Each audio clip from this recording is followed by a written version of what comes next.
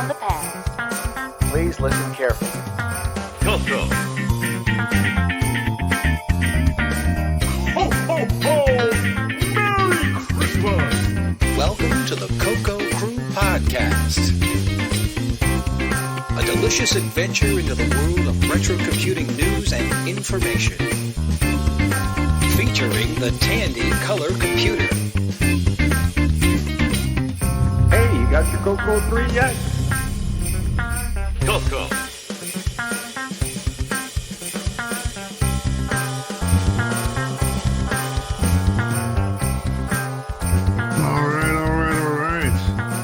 Okay, CoCo Cruisers and CoCo Maniacs. Welcome to episode 67 of your favorite and mine, the CoCo Crew Podcast. Yay! Yay! Hurrah! Welcome. Of course, I'm John Linville. I'm here with my excellent co-host. Got Mr. Neil Blanchard. Hello, Neil. Hello, everyone. Hello, Mr. Mike Rowan. Hello, Myro. Merry holidays to everybody. Namesake for a computer software development tool I just discovered today. Very funny. And, of course, Mr. Boise Pete, not from Boise, Idaho. Hello, everyone. Happy holidays. Time marches on. According to the calendar, we've got CoCo Fest coming up in 4 months. That may be hopeful. With all the, new COVID regulations and everything else coming in around the country. Still the date of record, so we're sticking to it for now. Tandy Assembly scheduled for 9 months from now. All right, well, who's been busy? Who's working on a project? Anyone got anything cooking? It hasn't been very long since our last podcast recording, so maybe a little messed up in that respect. Anyone got anything going? Still doing the same thing. I'm producing Gamesters. Yeah, very good. I happened to get my hands on one of those. Very exciting, very smooth, very nice to touch. It's a lot of fun there. All right, well, what about you, Boise? What you been working on? It's coming up in the news, so I'll wait to talk about it then, but a project that I announced about a week or so ago. Excited about. The one that saying the name amounts to a hate crime. You have to pronounce it like an angry samurai. Very nice. Mike, you been up to any projects or good stuff? Or are you still buried with work? Yeah, I'm still buried at work. I'm working weekends and yada yada. I did get my MCX 32 though, and I've been playing around with that. That's pretty cool. Yeah, I've got mine. I did. Just ordered a few SD cards. Let's kind of replenish the stash. Hopefully they'll work appropriately with this one. Haven't done a lot of work on any projects really, other than putting together the agenda for the podcast. I've got a couple of newer ones in mind that I've sort of discovered. I don't know. Hopefully it at least leads to something farther along. I did agree to speak at CoCo Fest if it does happen. So I guess making a set of slides for a speech is another project. Yeah. But I don't know. It's one of those. It's how much work do I put into that before I know whether or not we're actually going to have it? Right. Anyway, it's what about acquisitions? Anybody pick up anything new or cool or nifty? I got a Gamester. Yeah. Yeah, I did too. Happy day. That's cool. Yeah, we've all got them now, so. Yeah, very cool. Very nice. Everybody should be jealous. Indeed. Everyone should get one. Yeah, definitely. They're awesome. Let's see. What have I picked up off eBay recently? Took a little interest in another topic that's sort of related to future projects. I'll leave that out for now. I did pick up a sealed copy of an Avalon Hill game called Panzer's East. Avalon Hill they did a lot of games where they'd do different versions for different computers. Right. And quite often ship, multiple versions in the same box, but not always all of the versions that they supported. Mm-hmm. So it can be a little difficult to find one that actually supports the CoCo, and that box includes the software. Right. So I've been looking at that, though. I did pick up, I got Panzer's East on the way. It hasn't got here yet. Looking forward to that. And, they're simpler games, but it's still, it's still off-the-shelf software for the CoCo. So that's cool to me. Yeah. Yeah. And you don't see it very often. I mean, that's rare. Yeah, you don't see that many. That's for sure. They're a little tough to find. Like you say, a lot of times, though, if they support TRS-80, it's, the Z80-based machines. Exactly. Right. And, not the CoCo. There's always some strange combination when you get the box. Yeah. So you got to find an auction where they took a good enough picture of the box that you can read the corner of the box that says what's inside, and then hope that it really has it. Anyway, hopefully that'll all work out. That's on the way. All right. Well, maybe that's good enough for an introduction. Why don't we snap a line, take a little break, and then we'll be back with the.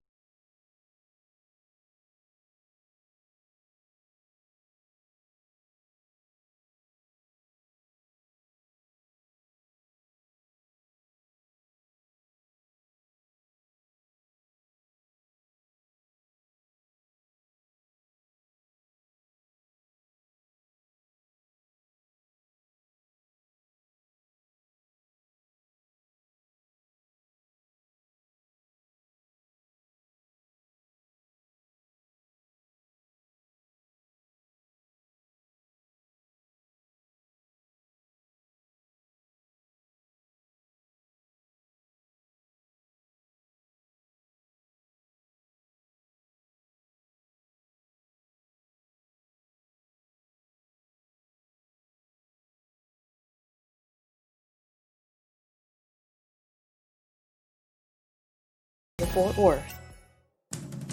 It's Operation, Milton Bradley's goofy game for dopey doctors. Now for the Tandy Color Computer 3. The operating table plugs into your color computer's cartridge slot. The computer assigns each player which procedure they are to perform. Remove funny bone. Careful. If you touch the sides... You blew it, Charlie. Funds are automatically removed from your account and you earn malpractice demerits. Your colleagues are suddenly busy at lunch. Next. Take out wrenched ankle. A winner. Funds are transferred to your account and you earn malpractice insurance points. Enjoy the ride home in your BMW 4 Series convertible. I hate you. Operation, a game for your color computer from Milton Bradley. Operation is for entertainment purposes only. Operation should not be considered as any form of medical advice or medical training. Milton Bradley does not recommend or endorse any specific tests, physicians, products, procedures, opinions, or other information that may be mentioned in his products. Reliance on any information provided by Operation is solely at your own risk. 128K Tandy Color Computer 3 with composite or RGB monitor required. Drink responsibly. Let's do it. All right. CoCo Cruisers and CoCo Maniacs, we're back. And now it's time for the announcements. You're listening to the CoCo Crew Podcast. We're available on Twitter with Twitter handle of @CoCo Crew Podcast. That's @CoCoCrewPodcast. And of course, we're also available on Facebook. We have a group called the CoCo Crew Podcast. That's 4 separate words. Of course, we have our own RSS feed published at CoCoCrew.org. But in addition to that, we are available through Apple Podcasts, through Google Play, catching or whatever, and for streaming we're available on Spotify, Stitcher, and TuneIn. And if there's another streaming service that you'd like to use and we're not on it, let us know and we'll see what we can do about getting on it. We of course have been taking our audio episodes and processing them into videos that we can post on YouTube each month. You can check us out on YouTube with a link in the show notes. The advantage there is YouTube does a pretty good job of putting subtitles. So if English is not your first language, or if you have trouble with our accents, or if you don't like listening to me because of my deviated septum, or if you're in a dull meeting at work, you can just turn on the closed caption. Exactly, you can just watch. You can watch the subtitles in silence. Very convenient. Anyway, it's a way to consume the podcast, and it's kind of fun. And I like seeing my podcast recommended back to me on YouTube sometimes, so that's cool. So feel free to come and check us out. Let's see, we are a member of the Throwback Network. This is a list of retro-themed podcasts, most of which relate to, 80s technology, 80s gaming, 80s culture, a whole lot of 80s in there. So if you are caught up with the CoCo Crew podcast and you're looking for something else to listen to, then we recommend that you check out the Throwback Network. As well, we are listed on the Game by Game Podcast Information Hub. This is another list of, in this case, retro technology, gaming-specific technology-themed podcasts. The Atari or the Sega Master System and that sort of thing. So if you're caught up with the CoCo Crew podcast and are looking for another podcast to listen to and technology is more your thing, then we definitely recommend that you check out the Game by Game Podcast Information Hub. Audio for the CoCo Crew podcast is hosted by Cyber Ears. If you have a need to host audio on the internet, whether it be, say, your own podcast or audio for your church or business or your club or whatever, then we recommend that you check out Cyber Ears, where you will get your audio on your terms. If you want to reach out and connect with any of the hosts on the CoCo Crew podcast, we have some group email addresses set up. Show, SHOW, at CoCoCrew.org. That's at COCOCREW.org. We also have podcast, PODCAST, at CoCoCrew.org, and feedback, FEEDBACK, at CoCoCrew.org. If you want to reach out to just one of the hosts for some reason, then we each have an email address available specific to the particular host. Of course, I'm John, JOHN, at CoCoCrew.org. We also have Neil, NEIL, Mike, MIKE, and Boise, BOISY, all at CoCoCrew.org. So if you need to speak to one of us or reach out and touch one of us through email, then there you have it. There's the means. Here we typically would have our list of in-person events coming up. Of course, it's we're still 2020. Still feeling the effects. So we've got a couple of hopeful dates on the calendar here. We don't know for sure if we're going to get there or not, or what we'll find when we do. But we do have, of course, listed for coming up on April 24th through 25th of 2021. We have the CoCo Fest 2021, the big CoCo event of the year, Elk Grove Village, Illinois, again on April 24th and 25th. Whether it happens or not, we'll see. But if it does happen, I expect that we'll all be there. Except maybe Neil, who might get stuck on the other side of the border. I'm trying. All right, don't mean to pick Neil. Neil says, yeah, real funny. Oh, Lord. Well, anyway, coming up October 1st through 3rd of 2021, we're talking about Sandy Assembly 2021, which will be, of course, happening in Springfield, Ohio. Big exciting events, not just related to the CoCo, but all Tandy computers. Fun little town, but not too far from the Air Force Museum, among other things. Go and check it out. Have some fun. Like I said, we're hoping this one happens. It's far enough out. We're praying that it happens. we're expecting it'll happen. That's all we've got really right now. Nothing. Not too many groups are putting their dates out. We'll see what happens. Everyone's still being cautious. So that'll be the end of our announcements for this month. We'll take another little break, and then we'll be back with some news. If you're bored at Christmas time, please enjoy this chipmunk rhyme. We kindly suggest to you, listen to the CoCo Crew. John will keep us up to date. Neil reviews the games of late. Lots of info you can use. It's the CoCo Crew.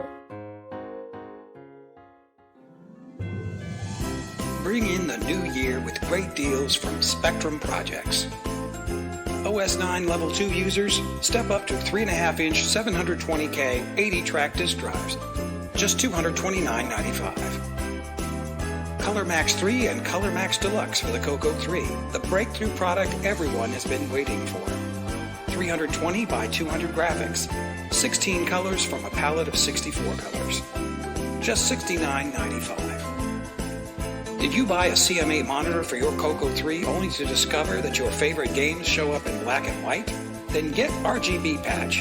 It converts most games to display in color on your RGB monitor. Just $29.95. Bring in the new year with great products and great bargains from Spectrum Projects. Howard Beach, New York. All right, CoCo Maniacs, CoCo Cruisers. Are you still with us? I hope so, because now it's time for the news. Okay, we're ready to start our good selection of holiday treats for you here. This first one is from Clockwork Pi.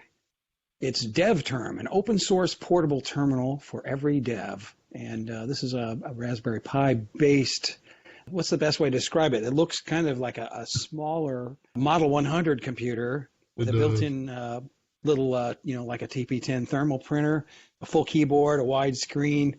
Pretty cool rig. It's, the keyboard's a little smaller than a normal keyboard, but as far as being portable and being able to code or develop stuff on the run with your Raspberry Pi, there's a lot of stuff you can do. This is something we would have killed for when we were about 10 years old, I think. Yeah, exactly. No kidding. Yeah, it's not a retro thing at all, really, but I have a feeling it will appeal to a lot of listeners, so I thought it was worth including. Well, especially Linux hacking to be done with that one. And I love the thermal printer just hanging off the edge of it. Yeah, it is cool. It's a cool little package. Okay, we've got one from Mort at YouTube. How to pick nice colors, a tutorial for beginners. And this is just a YouTube video where he just kind of does this process of coordinating colors, deciding what kind of contrast you should have for them. Not really CoCo specific, but it's just a general topic for choosing colors for your games. So definitely check that video out. Yeah, I've been waiting for somebody to complain about the Mort links, but nobody has. And he does. I think he makes some pretty good suggestions for like I said, it's not CoCo at all, but just from an artistic point of view and a certain amount of technical, skill or whatever. So anyway, I like his videos. They keep being recommended to me, so I keep passing them along. So if you don't like them, speak up.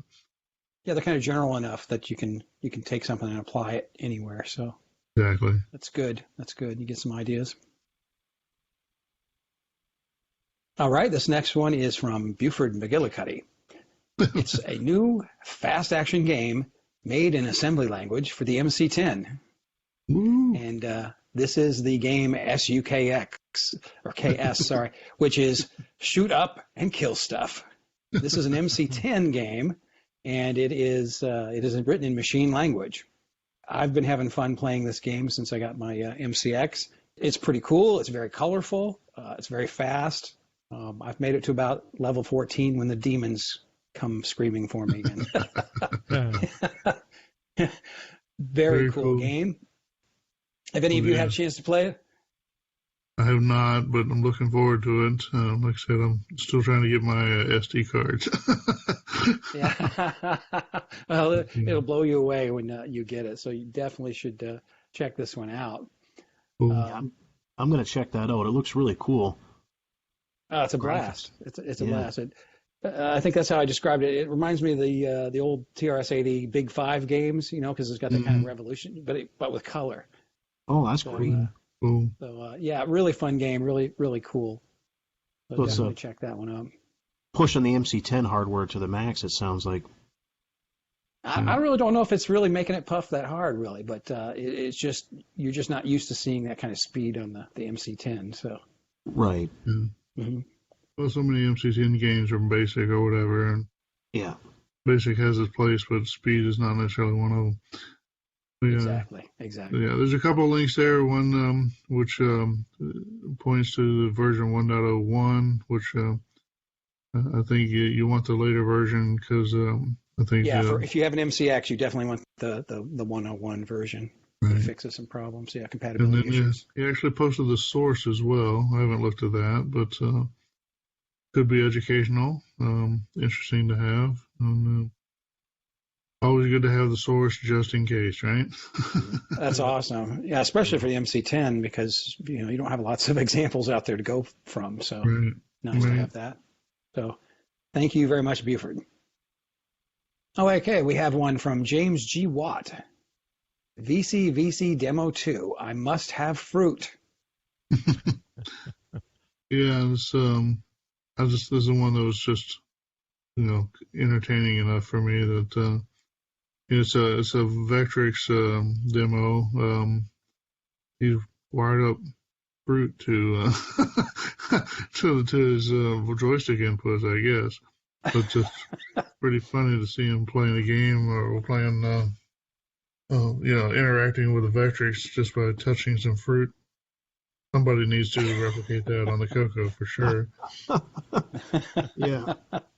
Pretty cool. Nothing major, just the fun of it. See, we've got a link that comes from Chris Burke of Burke and Burke fame. I redrew the Bjork/Ward/Galt schematic he started out in researching how the high-res joystick adapter works. I redrew the Bjork/Ward/Galt schematic in KiCad and added some theory of operation notes. If you're like me and ever wanted to know more about how the high-res joystick adapter actually works and what it actually does, this might help you because he refers to that other schematic that's been available for a long time, and I always thought that one was oddly drawn or poorly drawn or somehow there was a mistake in there or something. I could never figure out how it worked. So hopefully this is a little bit more clear. That might be helpful to some folks. All right. Well, thank you, Chris. Good work. I like that. Let's see. Moving on. Got a link in the MM1 group. A couple of links, really, but they're both from Mr. Joel Avey. First one, trying to squeeze the runtime errors out of the 6809 code translator. Then asking who has experience with Turbo Pascal for DOS around 1987. So basically, he's got this program written in Turbo Pascal that was targeting DOS that translates the 6809 code to 68,000 code. He's trying to get it to running under OS 9 68,000. Having some trouble, having to rewrite a few things, whatever. Nothing super crazy, but it's the kind of thing that you'll deal with when you're doing a project like this. It's kind of cool that he's showing what he's working on and how it's going for him. We see a good example of doing that kind of work. And then he's got the second link here. Here's the OS 9 Pascal compiler, lightly modified to run properly on the MM1. Scan documentation included in the archive. Also uploaded to Color Computer Archive. So there's a Pascal compiler he's using. And if you want to use it on the MM1, you can download it and give it a try yourself. So very exciting. Nice to have. Yep. Okay, so here's a neat little board. This is Atom in PC hardware. The Atom in PC is a simple processor board with a 6502 microprocessor. Basically, they've got a board that is recreating the Acorn Atom on an ISA card to be stuck into a PC of a certain era. This was from 1999. The Acorn Atom had the same VDG as the CoCo or the MC10, the Motorola 6847. So there is a relationship here. So anyway, this is thrown out here kind of as not a CoCo project, but it could be. Somebody could potentially build something similar, but with a 6809 processor and some modified CoCo ROMs.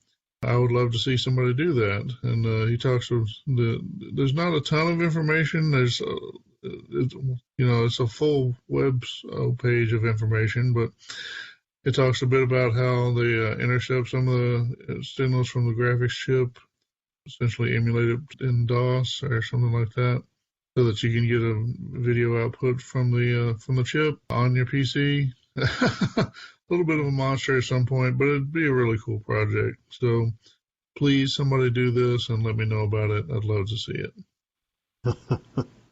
And Neil laughs because he'd love to have one too. That's right. All right. Well, let's move on for Mr. Jim Gary's first appearance of the evening here.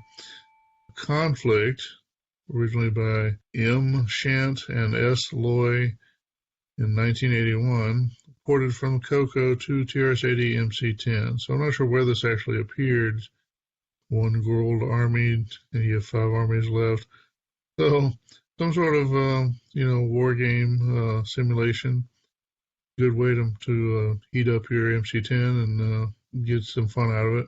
Looks like a cool way to waste a little time.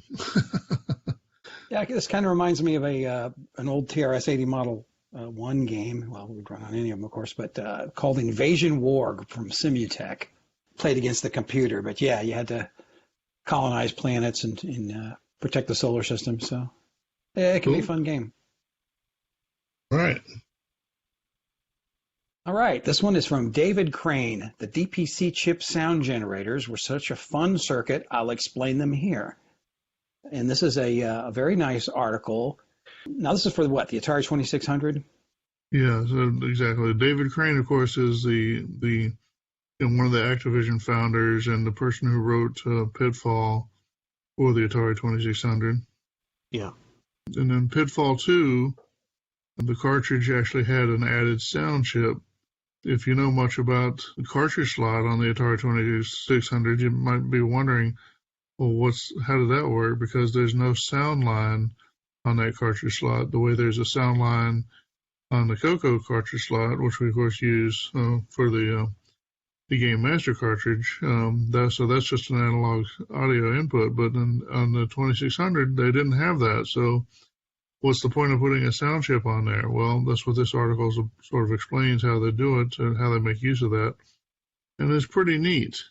Mike, didn't we hear David at one of the conferences we went to? I think it was the Southern Frying Game Room Expo. Yeah, it was the Southern. Yes, we did in Atlanta. Yeah, a few years back. Right. Yeah. Yep. And 2017, I think. Yeah. Yeah. And you guys got me his autograph because I wasn't there. Oh, is that right? That's right. Yeah, we did. It's striking the similarities there are to the SN76 chip used in the Game Master. Yeah, so there's no DAC on the Atari 2600 either, but you can set up the audio chip that's on the 2600 in a way that's similar to how, there's no DAC on the SN76489, but if you set it up a certain way, you can use it as an alternative to the DAC. So it's similar in that sense. This chip was designed to produce a bit stream for feeding that DAC. Part of the way this extra audio channel is generated is literally shoveling 4-bit values from this chip to the sound hardware that is on the 2600. So it involves the CPU some, but the CPU is not totally generating the thing. It's kind of cool. It is. So definitely interesting to hear how that worked. It could inspire somebody who wants to, somebody who's good with CPLDs or FPGAs or something like that and wants to build their own sound hardware, CoCo cartridge or whatever, could probably take some inspiration from this and produce something kind of cool. Neat. Yep, neat. This next one is from Sheldon McDonald. Exploring 6809 Assembly 0. Set up your programming environment. This is pretty cool. This is specifically for Windows environment, but Sheldon walks through, if you want to get into assembly language, you need some kind of environment, and kind of goes through that, working on a CoCo using the original tools can be very slow and painstaking, but you can set up an environment on your Windows machine.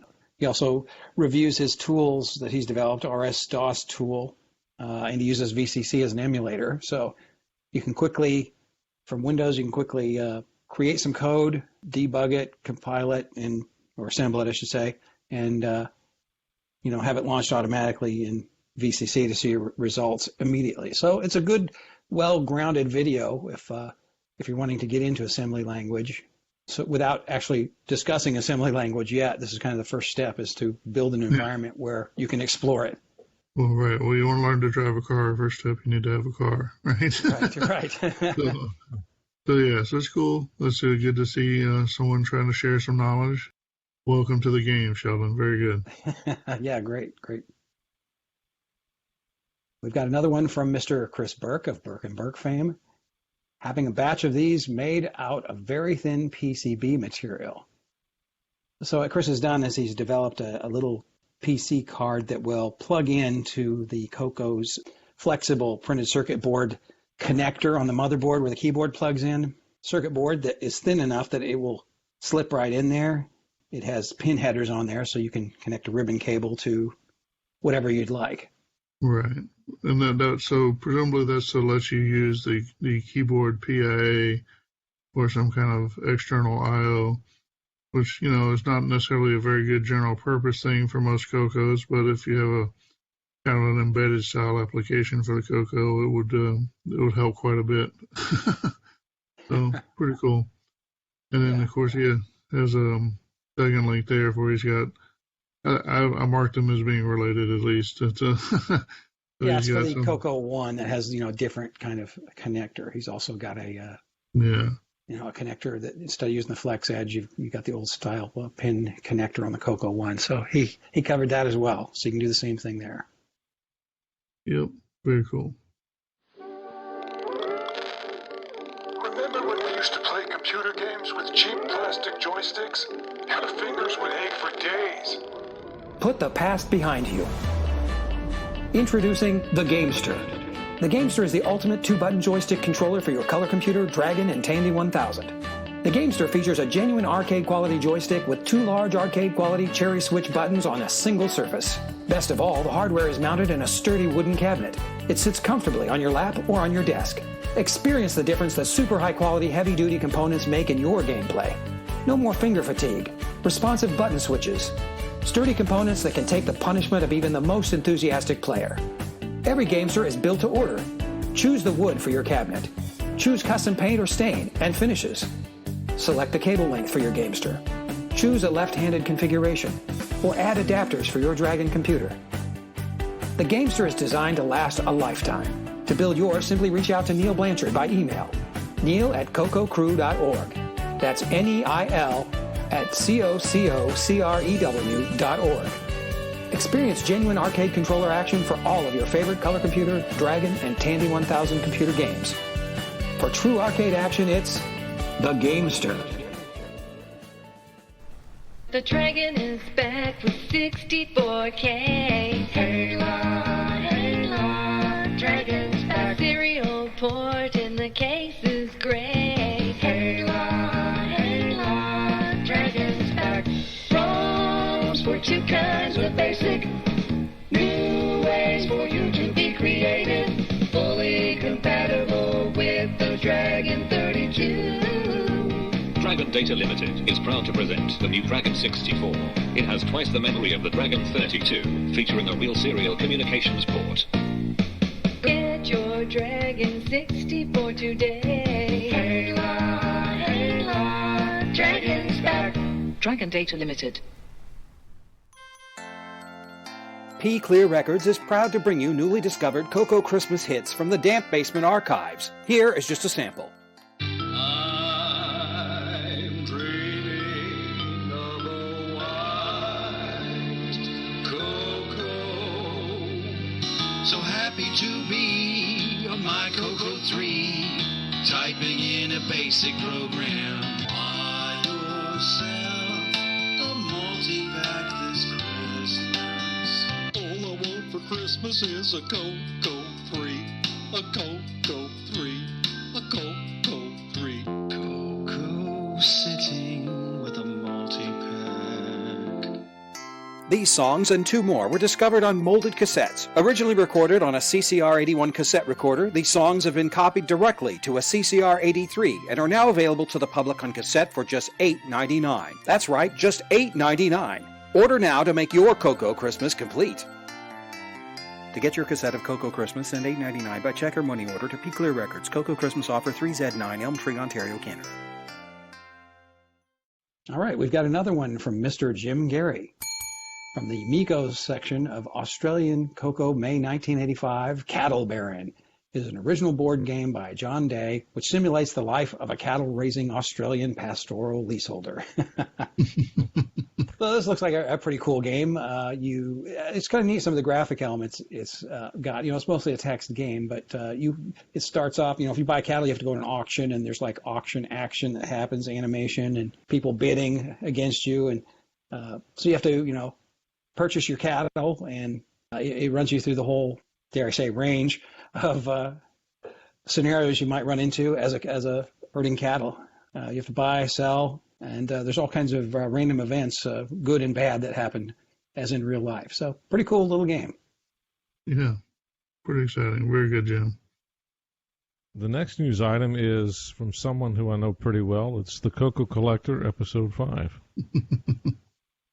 This is the 5th video in my CoCo Collector episode where I talk about a recycled CoCo 2, a CoCo 2 that I have in my collection that I go into detail on how I believe Tandy upgraded that CoCo 2 and similar 16K CoCo 2s in the warehouse to 64K in order to sell them as 64K CoCos with extended basic after the release of the CoCo 3.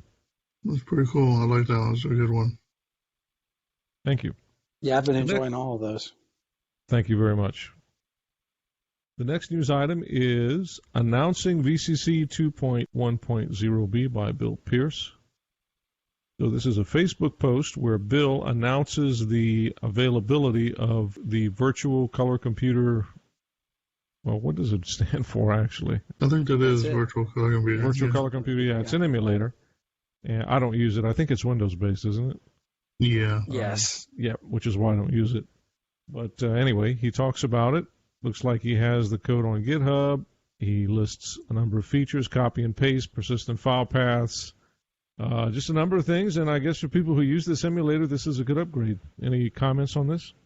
Well, I mean, it does sound like a good upgrade.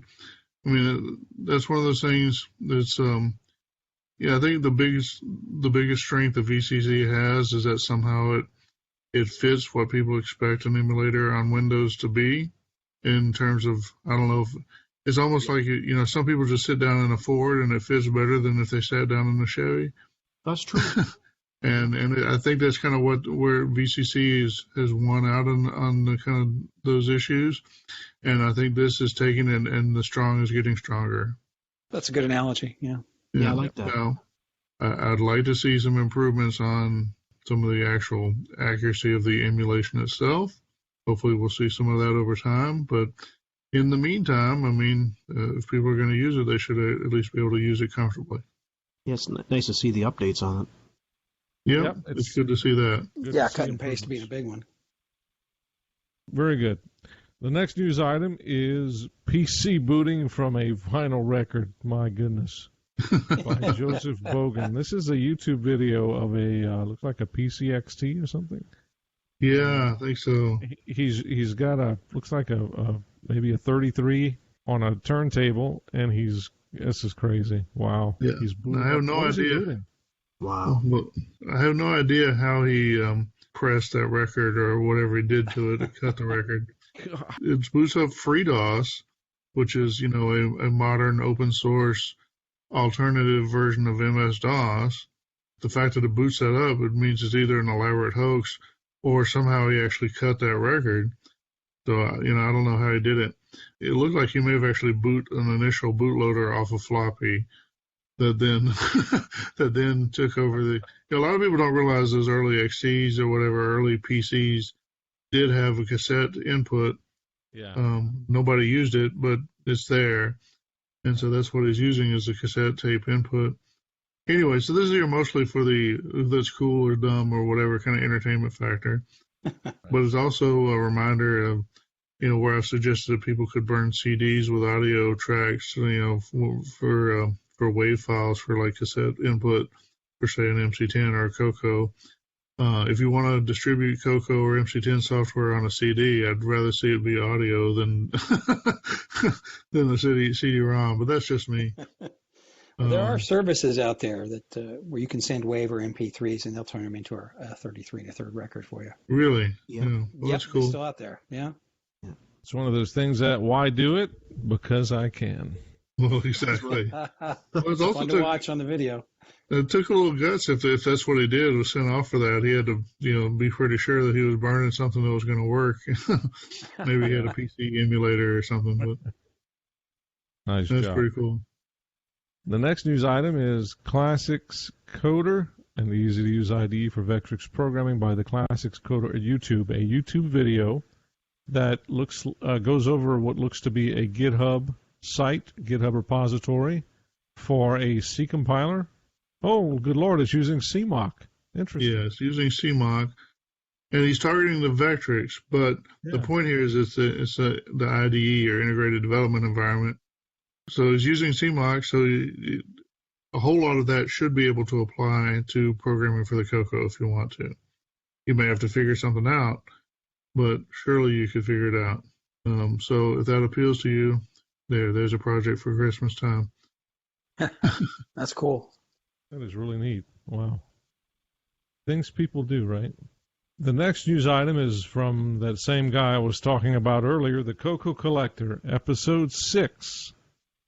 So this is my 6th episode of the CoCo Collector, where I talk about the Ghidorah project, which is a multi-CoCo, if you want to call it a parallel CoCo project, where I connect, I think, 5 CoCos in that particular video together with a special cable that I made, and demonstrate how to load into the memory programs into each of the CoCos or individually, and talk a little bit about the protocol.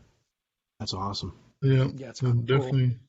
You got some people talking on that. I think it's one of those was just audacious enough that people talk about it just because they hadn't even thought about it. So that's pretty cool. I was pleased with the response to that video. So hope to exploit this a bit in the future. I pity you on building those cables. Well, yeah, we might have an easy way to do that, but yeah, it's not easy to do for sure. So, okay, so the 4-voice routine is playing ball with roughly 50% free CPU time by Mr. Simon Jonason. This looks like a video that Simon posted to the TRS-80 Color Computer Facebook page, playing 4-voice music while looks like he says is playing ball. So I just started watching this. John, what do you make of this? It's a little demo of Simon likes to post these progress points so you can demonstrate what he's doing. This is about music and sound or whatever. It sounds pretty good. Like I said, it's reporting you can have up to 50% free CPU time. So you're banging the DAC and to make music and have at least 50% free CPU. That's not bad. And there's a second link there where he's got a later version that's talking about he's using AP Ultra compression. I don't know anything about AP Ultra. Maybe that's something we stole from the Russians back in the 80s or something. I don't know. But he's compressing the music in that case down. So I think it lists somewhere on that link that down to a couple of thousand bytes or whatever for playing this tune. Pretty cool. If you're looking for someone to help get some music into your games, I'm sure Simon could be able to help. You can always count on Simon to squeeze every bit of juice out of the onion. Yeah. Mm-hmm. The next news item is from Mike Mayfield's HP Basic version of his classic game. This version has been ported to the TRS-80 MC10 from source code, copyrighted in 1972 by a good friend of the show, Mr. Jim Gary. So this looks like a video that Jim is demonstrating on an MC10 of a text adventure game of some kind, I guess. And I've seen this game before. This is an old Star Trek kind of game. I didn't realize it was. I didn't realize it was from 1972. Good Lord. But that's quite a feat, and good work, Jim. Yeah, that's funny. I may have played this exact same game. I played, that's probably 1978 or 9, and I played it on an HP mini computer. Wow. Oh, that's cool. Amazing. The next news item is how to load Dragon 32 games from SD card by You Make Robots at YouTube. This is about a 2.5-minute video on YouTube. Shows a device that I have not seen before. It looks like an SD card device that plugs into the Dragon. I'm not sure, through the cassette port. Is that what it looks like, John? Yeah, cassette, yeah. Yeah. Wow. I'd be interested to know how that works. It's like a cassette emulator or whatever. I mean, it literally playing audio is my understanding. Just has an SD card as its source for the audio files. And it's got like tape controls on it and a little display. I want one. Yeah, I see that. It has its own little mini display. Very cool. Wow. Yeah, that's neat. Yep, definitely very cool. Our next link we've got comes from Nostalgia Nerd at YouTube. So the title of his video is Dot Matrix is better than you don't remember. The gist of it, he's got an unboxing and a video for a dot matrix printer, which maybe doesn't sound interesting, but then you have to realize this is a dot matrix printer that you can buy from Amazon today. Let's see, what does it list at? Of course, I'm on a page with no prices. But it is brand new, and you can get brand new ribbons. It is Epson. I don't know for sure if it's following the old Epson, the LQ standard or whatever, but why would they have changed it? I don't know. So your mileage may vary, but I'd say you probably have a pretty good chance of finding a driver that will support it. He hooks it up to a PC and finds a version of Print Shop and prints, a banner or something. Maybe that's what you want to do. Maybe it's not. But what I thought was interesting, and I'm looking for it now on the listing. I can't seem to find a confirmation, but I remember seeing that it comes and offers, along with USB as an option, it also offers, of course, Centronics Parallel and 25-pin serial, I believe. Yeah, those are both there. This is prime for use on a retro computer, I would think. Now, I have not done so. Your mileage may vary, but it's hard to imagine that it wouldn't work, at least to some degree, or couldn't be made to work. So, if you are a dot matrix printer aficionado and you're looking for something new or something with supplies available, this may be your ticket. So, check it out. Pretty exciting stuff. It's dot matrix, but, it does the job. So especially if you have something that would benefit, if you want to print banners, for example, with your tractor feed paper, then it does say it's Epson LX 350, so that it should be, Epson LX was an old line of printers, if I'm not mistaken. So you should be able to find a driver, I would think. Well, I can vouch. I have some clients that I take care of that need dot matrix printing for carbon copy. Yeah. And I have bought a few of these printers, and they are compatible with the old drivers, the old. Wow. That's amazing. Oh, there you go. A ton of CoCo software would drive them directly. Yeah, that's crazy. That's amazing that you can buy something like that.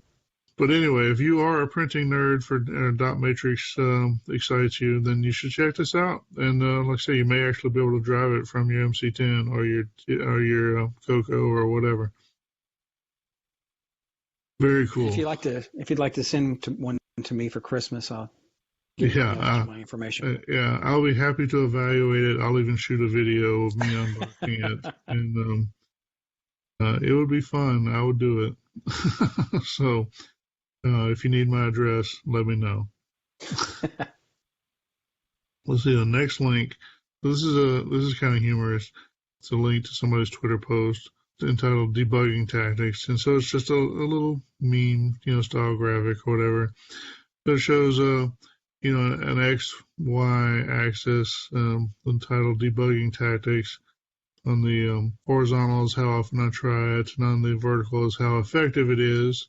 The top left part, that's very effective, but not how often, is to take a walk. Further down, still on the not very effective side, is talk to a rubber duck.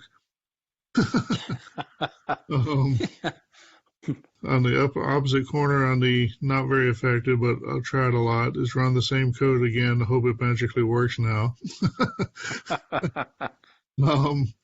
And somewhere in between along the bottom is this print here. So I think we've all done that debugging. putting some printouts in there. There's a couple of spots on the plot. The one's the first page of Googling, and then there's a fifth page of Googling. Anyway, just more for humor than anything else, but I thought it kind of, for those who've done some software development or debugging, I thought it might touch a nerve or whatever, tickle a funny bone somewhere. So, cool. Okay, this one looks pretty cool. As I think it is. So this is from the VZ200, VZ300, also Laser 210, Laser 310 group. So this is a machine that's almost like a Z80 version of the CoCo. It's got a Z80 for the CPU, but it has the 6847 for the video output. Also has a version of Microsoft Basic that's extremely close to Color Basic. Almost every program that I've tried to move between them has been, either an exact fit or trivial modifications. So anyway, if you're ever looking for another project, but in this case, so the link is for Velasoft Data Gear. Data Gear is a DMA interface for 8-bit computers with a Z80 CPU. So basically, what we're talking about is, well, essentially a blitter, a DMA engine. You actually pull up the Z80, pull the Z80 out of its socket, and put the Z80 on this board, and then plug this board back down in place of the where the Z80 originally went. So it's kind of similar to like how the CoCo VGA takes the 6847 and puts it on a board, and then plugs the board back where the 6847 was. But in this case, you're doing that around the CPU, and this is for a Z80, but theoretically, someone could build something like this for the 6809, and you could have a DMA engine plugged down into your CoCo. So if you're looking for a project, if you're a hardware kind of guy, there's your little bit of inspiration for Christmas. So call me when you have it ready. But so here, it's. This is working around using a Z80, of course, but it is working with a 6847, so clearly it's possible to make use of this kind of engine to do some work for you in these sorts of environments. And since you'd be plugged in at the CPU socket, you don't have to worry about doing the kind of magic stuff that I know Jim Brain had to work around when he was doing his DMA project from the cartridge port, because the system won't be actively trying to get in your way. So anyway, not a CoCo project, but maybe it could be. Your mileage may vary. Good luck. Let me know. Since 1994, Cloud9 has been making cool stuff for your color computer, like the Cloud9 Mini Flash, a flash cartridge for your color computer or Dragon. The Mini Flash gives you a total of 4 16K banks of flash memory. You can easily flash ROM images into any of the 4 16K banks. Store your favorite DOS ROMs and game packs on the Mini Flash. And the Mini Flash is perfect for prototyping your own ROMs without the need for an EEPROM burner. The Mini Flash comes with flash programming software and test utilities. It's preloaded with HDB-DOS for DriveWire and 2 games from Retro Tinker, Coco Dooku and Follow Coco, so you can use the Mini Flash immediately. The Cloud9 Mini Flash works on all color computer and Dragon models and is housed in a high-quality injection molded cartridge case. The Mini Flash, only from Cloud9. Cool stuff for your color computer. Visit cloud9tech.com for details. Welcome to Casino CoCo. All the thrills of being in Vegas right from the comfort of your own Tandy Color Computer 3. It's slots and cards from Microdeal. Slots and Cards turns your CoCo 3 into a casino. If you like playing the slots, there's 5 different kinds to choose from. Single and multi-line play, and even multi-coin. If cards are more of your thing, head over to the tables and try your hand at poker, blackjack, and keno. Each game has outstanding full-color graphics with smooth and realistic motion. Set your stakes and let Lady Luck do the rest. Will you break the bank, break even, or leave down to the felt? It's so much like being in Vegas, you'll be looking for the all-you-can-eat buffet. Bring the fun and excitement of Las Vegas to your Color Computer 3 with Slots and Cards from Microdeal. CoCo, I've decided to make you number one. I have no choice. This is CoCo. My nutty crumpet. My little Pisha. Come on, number one. Let's go home.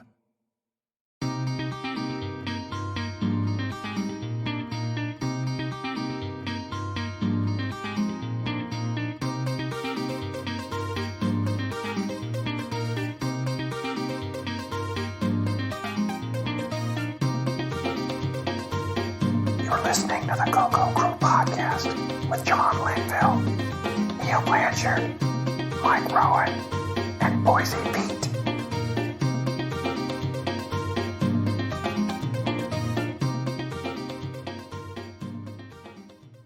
All right, moving on.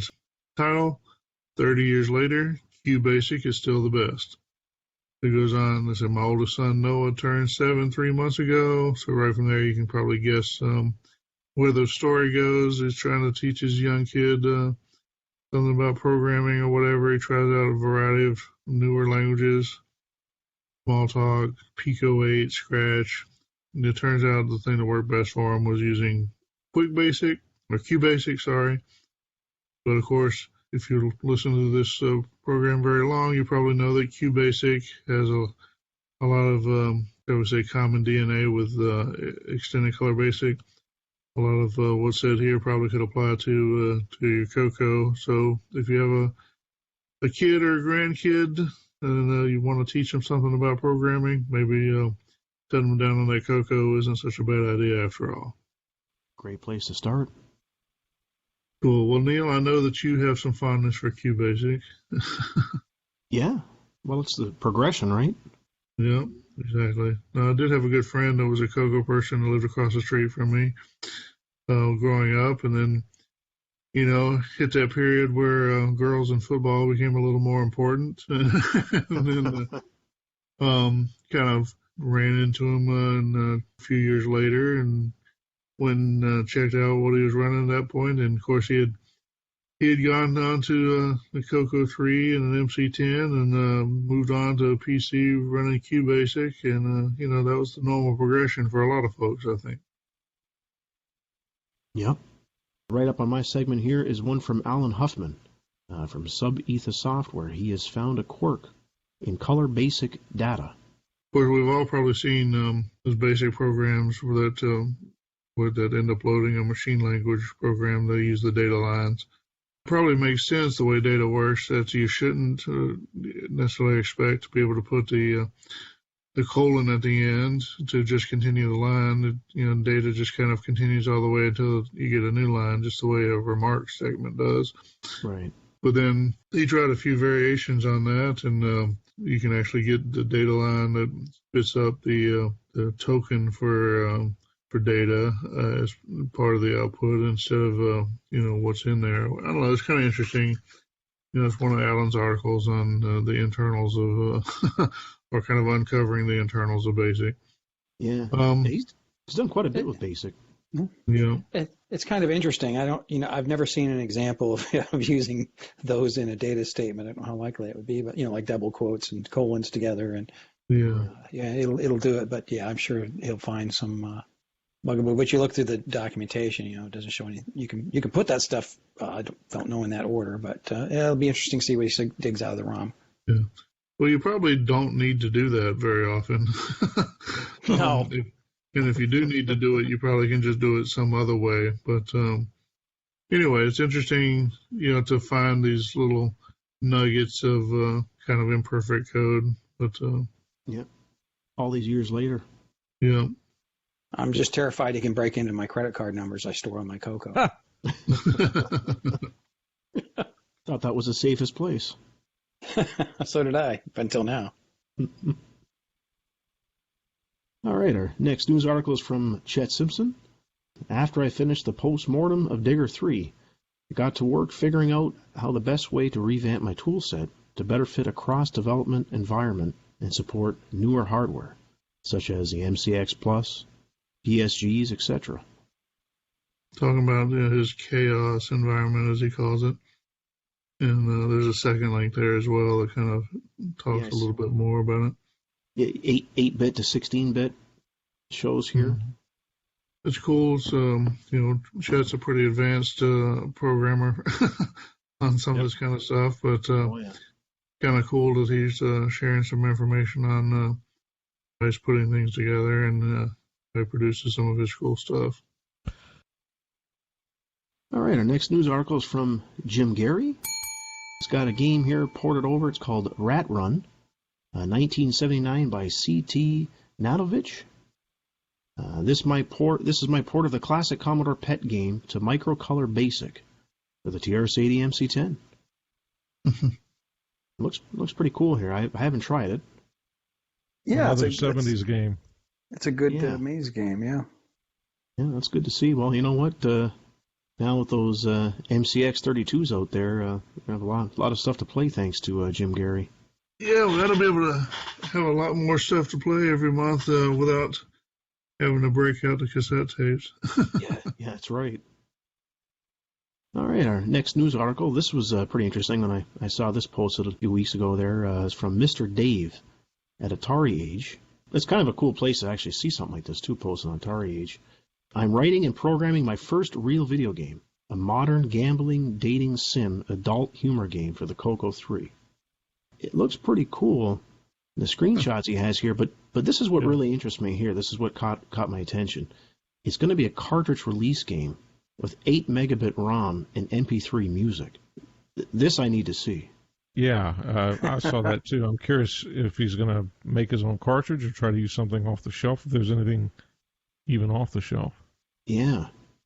Like I'm wondering if this is going to be new hardware to support this game? Undoubtedly, yeah. It would have to be new hardware. If nothing else, you need an MP3 chip. Yeah. I asked him, it was just the initial link with the purple-looking picture at the top. And so I asked him if he had any information. I see he's added some. I haven't had a chance to look at this in any more depth, but it looks like a Kino game. And he said it's a Leisure Suit Layer type of adventure. So, right. That should set the tone a little bit. It's, not necessarily for the kids or whatever, but the kids inside. That's right. Yeah, it'll be fun.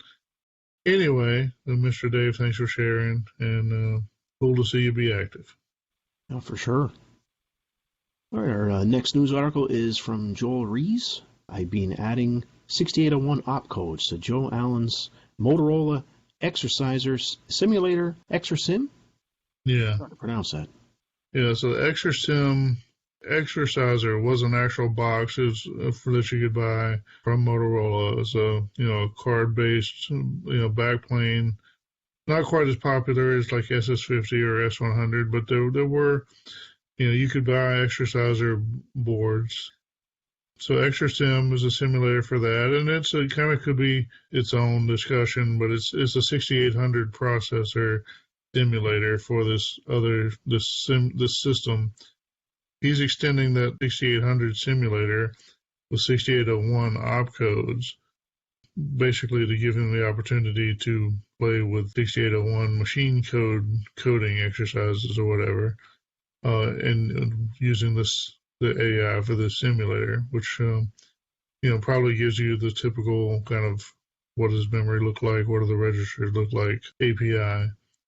This is vaguely related to the MC-10, although it's not an MC-10 simulator. But if you wanted to do something with code generation for the MC-10, this could potentially be a tool to help you verify your generated code. So there you go. Yeah, it's very cool. All right, our next news article is from Jim Gary. It's a game called Mine Escape by Clive Gifford. This version ported from Dragon 32 Basic to Microcolor Basic on the TRS-80 MC-10. And again, it's a nice-looking game. It is, yeah. I haven't tried it yet, but I'm going to start trying a lot of these now with the MCX32. That's a cool maze game. And the way it looks, it'd be ripe for, when you find it to the exit, it'd be ripe for seeing a scary picture and a scream. Yeah. Very cool. And our next news article is from Darren Ottery. It's MCX32-SD file browser. So this is very useful utility. It's a file browser for your MCX32 on your MC10. Makes it a lot easier for loading up files, disk images. It's in the early stages here, it looks like. Have you tried it out yet, Mike? No, I'm a command line diehard. Oh, yeah, nothing wrong with that. Yeah, so, I mean, I know some people like the file browser style of operation, and so I figured there'd be some people who were interested to hear about that. So Yeah. Either way, though, it's very useful, for a lot of people who are probably going to enjoy that, especially with big collections on an SD card, I'm sure. All right, our last news article for the month here is from Robert Allen Murphy. Is there a new EMCEE server version that Pi DriveWire is no longer compatible with? So I guess he's found a bug here from what I was reading. This is so the MCX32 SD supports a drive 0, which is the SD card, and then a drive 1, which is using the serial port to talk to the drive wire knockoff, shall we say, the MC server. Right. Pi DriveWire has implemented support for the MC protocol, and so I think he finds that he has problems with some of the directory listings. Is the direct? Yeah. So sounds like there's a problem with the doing a dir1 on the MCX32 SD. Hopefully that is going to turn out to be something that can be fixed. Depend on Darren and or Ed to provide a fix for us at some point in the near future. Yeah. But just in case you're out there experiencing a problem with yourself, you should at least know you're not alone. Yeah, it's good to know. Cool. Well, that's the end of our news. So why don't we take a little break, and we'll be back with listener feedback. New for your CoCo. It's Hubba Dubba, the serial adapter. Hubba Dubba is a serial port adapter that plugs into your color computer's 4-pin serial port. Connect Hubba Dubba to any modem, printer, or serial device. It works just like the CoCo's 4-pin bitbanger port, providing the exact same signals and even matching the color computer's logic levels. It uses a proprietary TC55 connector, allowing you to easily attach simple adapters to connect your serial devices. Use TC55 quick adapters to connect your devices using DB25, DB9, and 4-pin DIN. Hubba Dubba has lots of flashing LEDs too. You can watch transmit, receive, carrier detect, and LEDs that serve no purpose. Hubba Dubba works by converting the CoCo serial I/O into serial I/O. It works seamlessly like it's not even there. There's no need to modify your computer. Hubba Dubba works seamlessly with RS-DOS, OS9, Nitrous 9, Fusix, and Flex. Hubba Dubba is just $55.52 plus shipping and handling. TZ55 adapters are $20 each. Canadian residents add maple syrup. Hubba Dubba requires one 9-volt battery, not included. Sign up for our free newsletter to keep up on all of the Hubba Dubba Hubbub, sponsored by Hubba Bubba. Visit our website at www.hubbabubba.hubbadubba.hubbub.ae/Abu Dhabi/Hubba_Dubba/CoCo/Hubbub/newsletter. Once again, that website is www.hubbabubba.hubbadubba.hubbub.ae/Abu Dhabi/Hubba_Dubba/CoCo/Hubbub/newsletter. Don't be lame. Get your Hubba Dubba today. Hubba Dubba. Available at Osco's, Dwayne Reed, Canadian Tire, Kmart, and Cash Saver. Introducing the amazing cartridge vacuum by Romco, the new color computer accessory that protects all of your cartridges. Simply insert your cartridge into the cartridge vacuum. Turn it on and it starts automatically, sweeping and vacuuming your cartridge instantly, loosening deep, damaging micro dust particles. Game cartridges, disc controllers, modem packs, any size fits. It makes a great Christmas gift and it's only $13.24. Available at Walgreens, Shoppers Drug Mart, Woolco Woolworth, Family Drug Centers, Osco Drug, Canadian Tire, McDonald's, Piggly Wiggly, Montgomery Ward, Sears Roebuck, Village Pantry, Burger King, Sandy's, Duane Reade, Kate Spade, The Church of Scientology, Five Guys, Baby Gap, Swizzles, 7-Eleven, Albertsons, participating Exxon stations, Beauregard's, Mama's Fried Chicken, ABC Liquors, Moon Pie General Stores, Whole Foods, Taco John's, Sherwin-Williams, and Goldblatt's.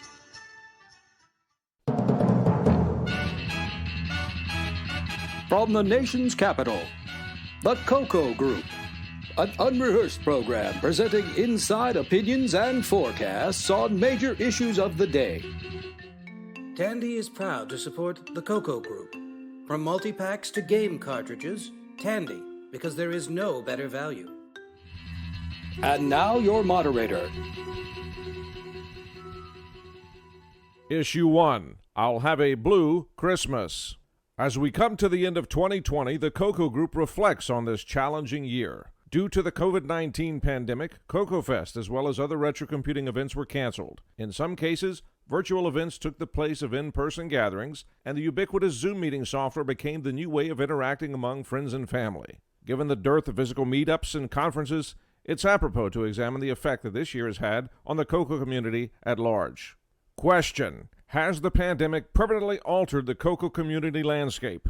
John. No. The CoCo community has always been an archipelago of wild ducks, and we remain a bunch of wild ducks. Neil. I don't think it really has. I mean, if anything, it's given some people more time for projects and getting other things done without us being able to travel and, go to fests and that sort of thing. But overall, it pretty much seems the same to me. Mike. Well, I would start by saying that for some people, it definitely has permanently altered their involvement with the CoCo because of other related events. But by and large, the community as a whole, I don't know that it's really been altered at all. In terms of the greater community, the pandemic mainly canceled in-person events. And while those are certainly enjoyable and maybe even a high point of our year, even in a normal year, a person easily has an excess of 330 days alone to potentially work with their CoCos. The answer is yes. The pandemic's effect on the CoCo community will be lasting, but not necessarily negative.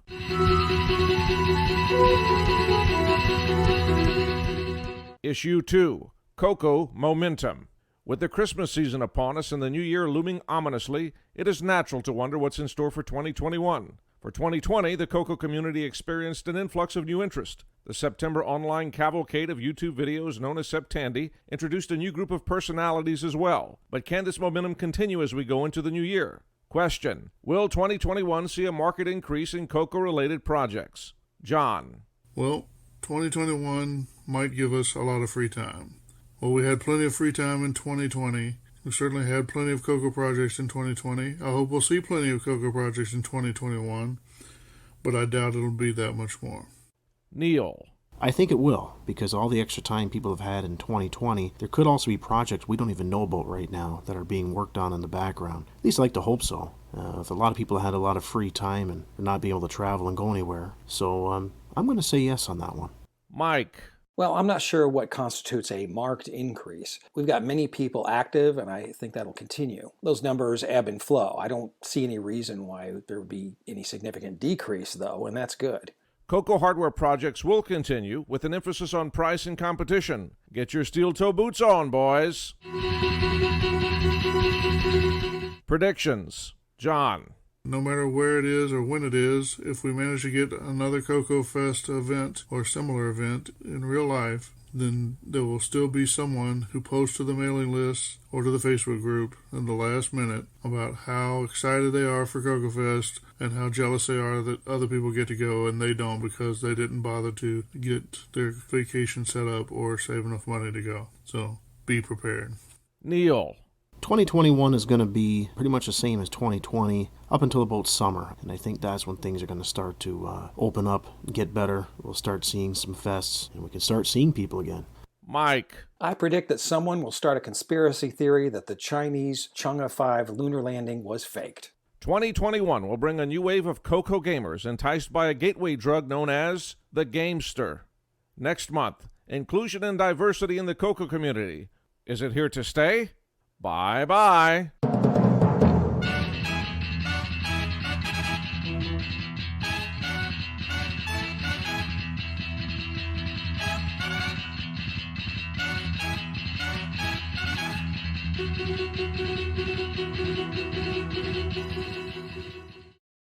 Clap off.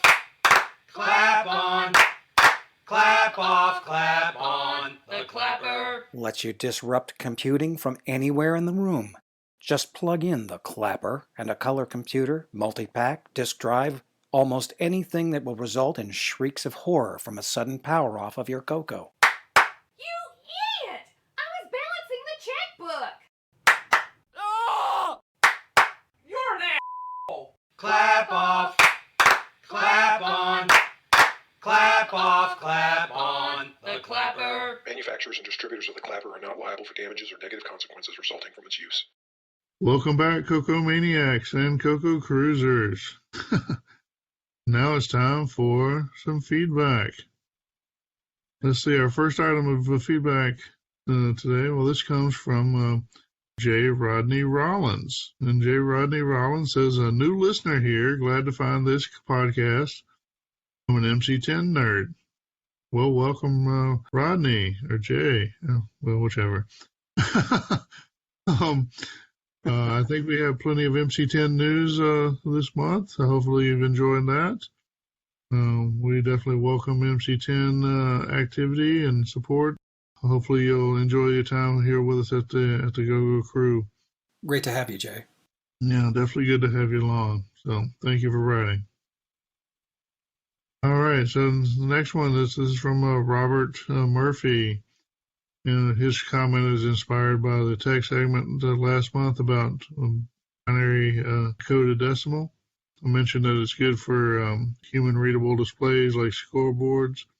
So he says, in addition to scoreboards, game countdown / count up clock timers also lend themselves to fairly easy manipulation as BCD, rather than converting in and out of a hex binary to decimal string. So there's another application for BCD. If you have like say a game clock or something like that, some other timer, definitely a useful, a happy use of the technology. Cool, very much. Thank you, Robert. All right, now listener question of the month. Last month was what else should we be covering? We had a few suggestions out there. One of the suggestions was should we be covering more current events for the Glenside Club. So we got a comment from Jim Brain, who of course is the current president of the Glenside Club, reasonably newly elected. So it says, I'm biased, but Glenside coverage would be appreciated. So, well, I understand that, and I don't mind promoting a little Glenside, whatever they've got going on to help the club or whatever. Just, you scratch our back, we'll scratch yours to some degree. I noticed that the only links to CoCo-related media on the Glenside webpage coming up are to a different show. So maybe, put a few links for the CoCo Crew out. Maybe we'll be happy to promote a little bit more for you. That would grease the wheels, yeah. But no, seriously, we are friendly with Glenside. We're hoping for success with Glenside and CoCo Fest. We don't want to be an impediment there. But, we also don't want to be the doormat. So, okay, Jim, thank you for your feedback. We hope to hear more from you and wish you success in your endeavors. All right, so we need a new feedback, a new listener question of the month. This one, I'm going to steal this one from, this is right off the Color Computer Facebook page from Tim Hollers. He says, do you prefer a cleaned, restored case or aged patina case? So basically, he's asking, do you want somebody to have wiped down your case, retrobrighted it, made it look as good as new, possibly even painted it? Or would you prefer something that looks like it's been sitting on a shelf for a while and maybe has a little yellowness? I think either one's a reasonable option, and I know where I stand, but we're curious where you stand. So where do you stand on it? Do you want somebody to go into some effort to clean up your case, make it look brand new before you buy it? Or are you looking for something that maybe has aged gracefully or maybe not so gracefully over the years? All right, well, let us know where you stand. Send us an email to feedback@cococrew.org. Or post something on the Facebook page, the CoCo Crew Podcast. All right. Post audio. We'll even take an audio feedback, yes. Try to keep it safe for work. All right. Well, that's the end of our feedback section. We'll take another little break here, and then we'll be back with the rest of the show. This month in CoCo history. Welcome to This Month in CoCo History, where we explore events in the life of our favorite home computer. I'm Boise Pete, and this month we go back 40 years to December 1980, the CoCo's very first Christmas. 'Twas the night before Christmas when all through the house no computer was stirring, no cartridge or mouse. The stockings were hung by the chimney with care, in hopes that a present would soon be placed there. The children were nestled all snug in their beds, while TRS-80 played out in their heads, and Mom in her kerchief and I in my cap had just settled down for a long winter's nap. When out in the den there arose such a clatter, I sprang from the bed to see what was the matter. Down through the hall I made a mad dash, to the tree where I saw a cursor's bright flash. In the darkness I spied the green hue and tint of a TV with brightness at 100%. In front of the set to my eyes did appear but a color computer with cassette at the rear. Off to the side was a joystick jet black and a thin wiry cable that ran to the back. After some hesitation I pressed the lone key, and to my surprise it displayed instantly.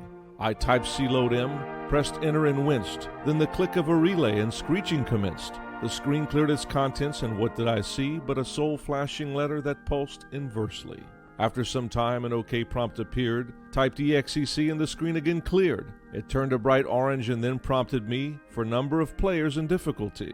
As I picked up the joystick to put in my hand, a playfield appeared with a bird riding man. I pressed the red button, the bird's wings flapped light, but the faster I pressed, the more it took flight. I jousted and scored as the hours passed by, while the stars out my window moved round in the sky. When the next thing I knew, the dark had gave way to the light of the dawn and the breaking of day. I spent sleeping hours in CoCo delight with nary a care that I stayed up all night. But morning was here and tiredness came, so I put down the joystick and ended the game. I reached to the back of the CoCo to find the long power button, then pressed it one time. As the screen powered down, it dimmed out of sight. I heard one last sound, CoCo saying good night. The CoCo Crew wishes you and yours a very Merry Christmas. And that's This Month in CoCo history.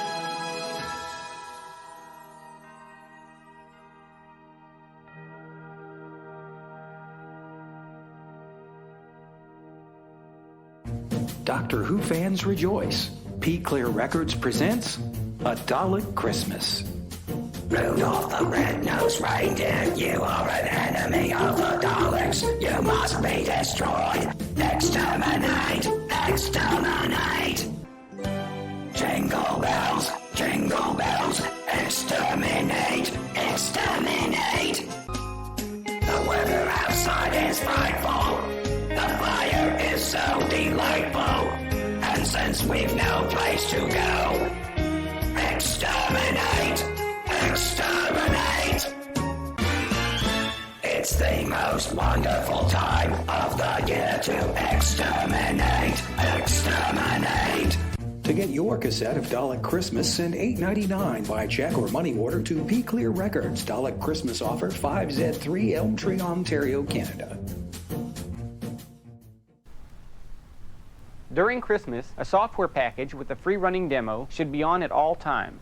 A perfect example of that type of program would be Dungeons of Daggereth. Remember, during Christmas, the color computer should be on at all times.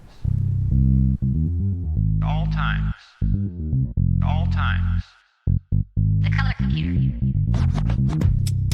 During Christmas, the color computer should be on at all times. During Christmas, the color computer should be on at all times. Cassette recorder. Cassette recorder. Cassette recorder. At all times. Plug-in power. Cartridge software. Power strip. At all times.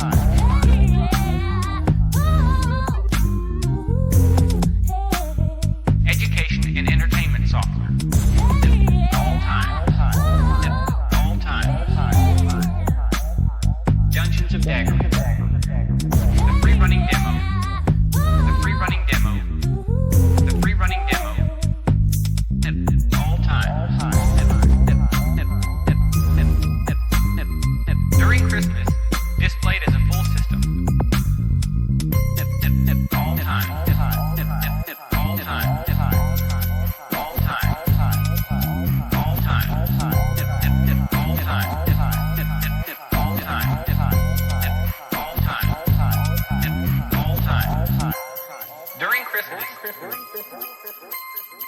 color computer.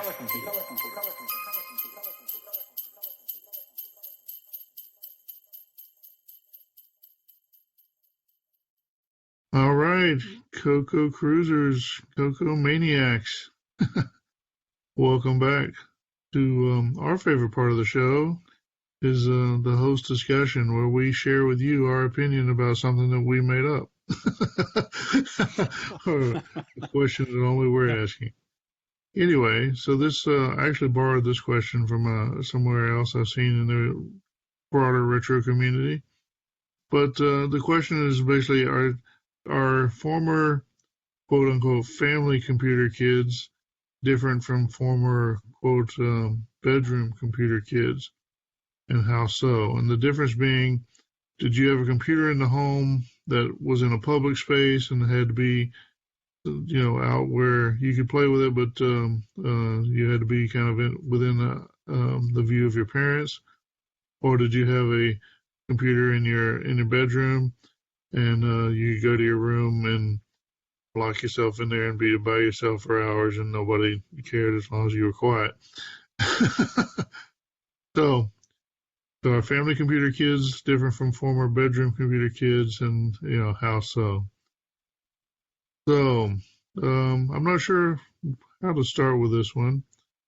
I will say that between the two, I was definitely a bedroom computer kid, which also implied that I was fortunate enough to have an RCA color TV, it might have been 19-inch, in the bedroom, which wasn't bad back in the day. A lot of people didn't have TVs in the bedrooms. A lot of people, it was actually kind of a nice TV. Some people didn't even have it that nice in their in their main rooms.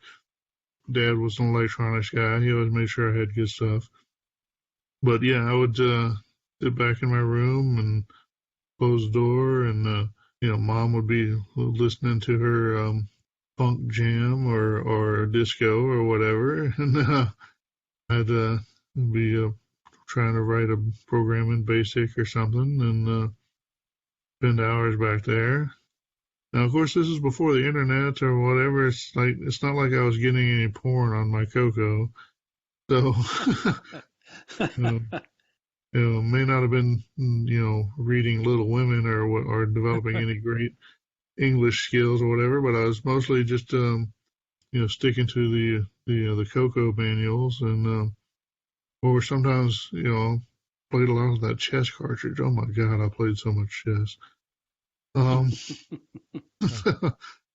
I don't know. Now, does that make I could probably speculate on the difference between bedroom computer kids and family computer kids, and which ones learned how to be sneaky and which ones learned, if anything, how to be sloppy when they should have been sneaky.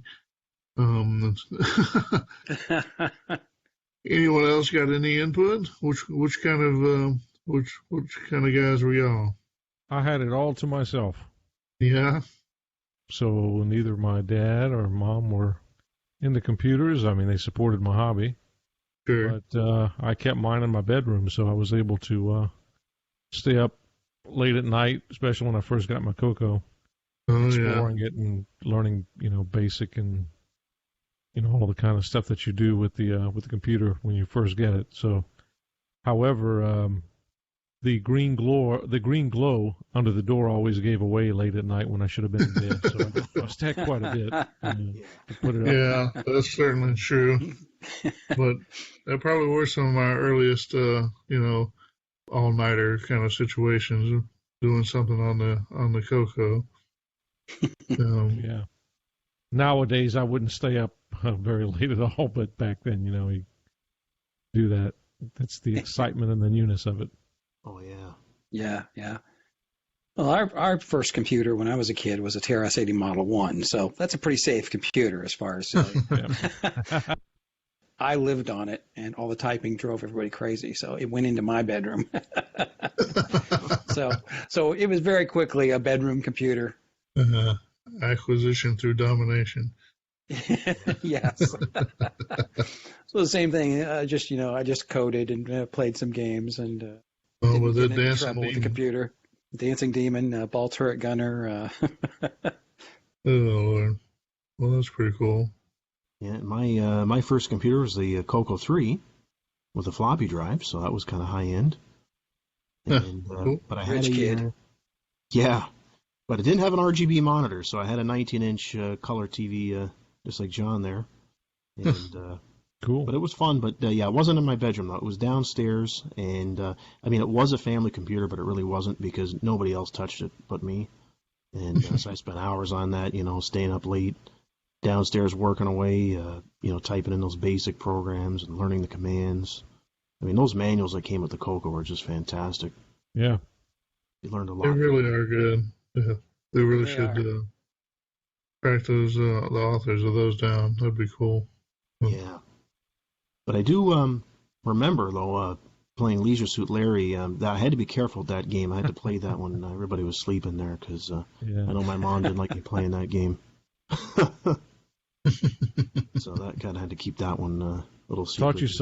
Taught you some real world skills, right, Neil? Yeah, that's right. At a young age. Cool. It was good times, though. Yep, no doubt. So is there a difference between the people who were family computer kids, where the family computer was, there in the family room, and those who were family computer kids, but the family computer was stuffed in that wretched corner of the basement where the dog used to sleep? Well, I think we've established that kids with computers in the family room were Canadian. Well, that's cool. At least they grew up to be nice. Yeah. Well, cool. That's probably enough. Good little discussion. Maybe that's to provoke some thought from a listener here or there. So if that's you, feel free to send us some feedback. Feedback at cococrew.org. Record something for us. Let us hear your voice. We'd love to hear from you. Let us know. And if you think this is the dumbest topic ever, well, be sure to let us know that too. Just try to be nice. Yeah, be kind. It's Christmas time. Yeah. All right. Well, why don't we draw this to a close? And then we'll be back with, the rest of the show. Did you know that the average business person receives 190 pieces of information each day? Is your business or organization struggling to coordinate and track important tasks and events? Then you need Calendex, the automated computer calendar. Calendex is easy to use. Just enter due date and information on an electronic file card. Calendex starts reminding you of upcoming events a month in advance. And Calendex will keep reminding you until you tell it that the item has been taken care of. The Calendex chain of command feature allows each member of your group to have a personal ID. Calendex will report seriously overdue items up the chain of your organization until they are taken care of. Use Calendex every day and always know what tasks are coming due. Never miss important deadlines. Feel secure that everyone is up to date. Keep a permanent record of activities. Experience the power of Calendex for yourself. For a limited time, Calendex for the color computer is available for only $35. Calendex from Grantham Software Division, the automated computer calendar.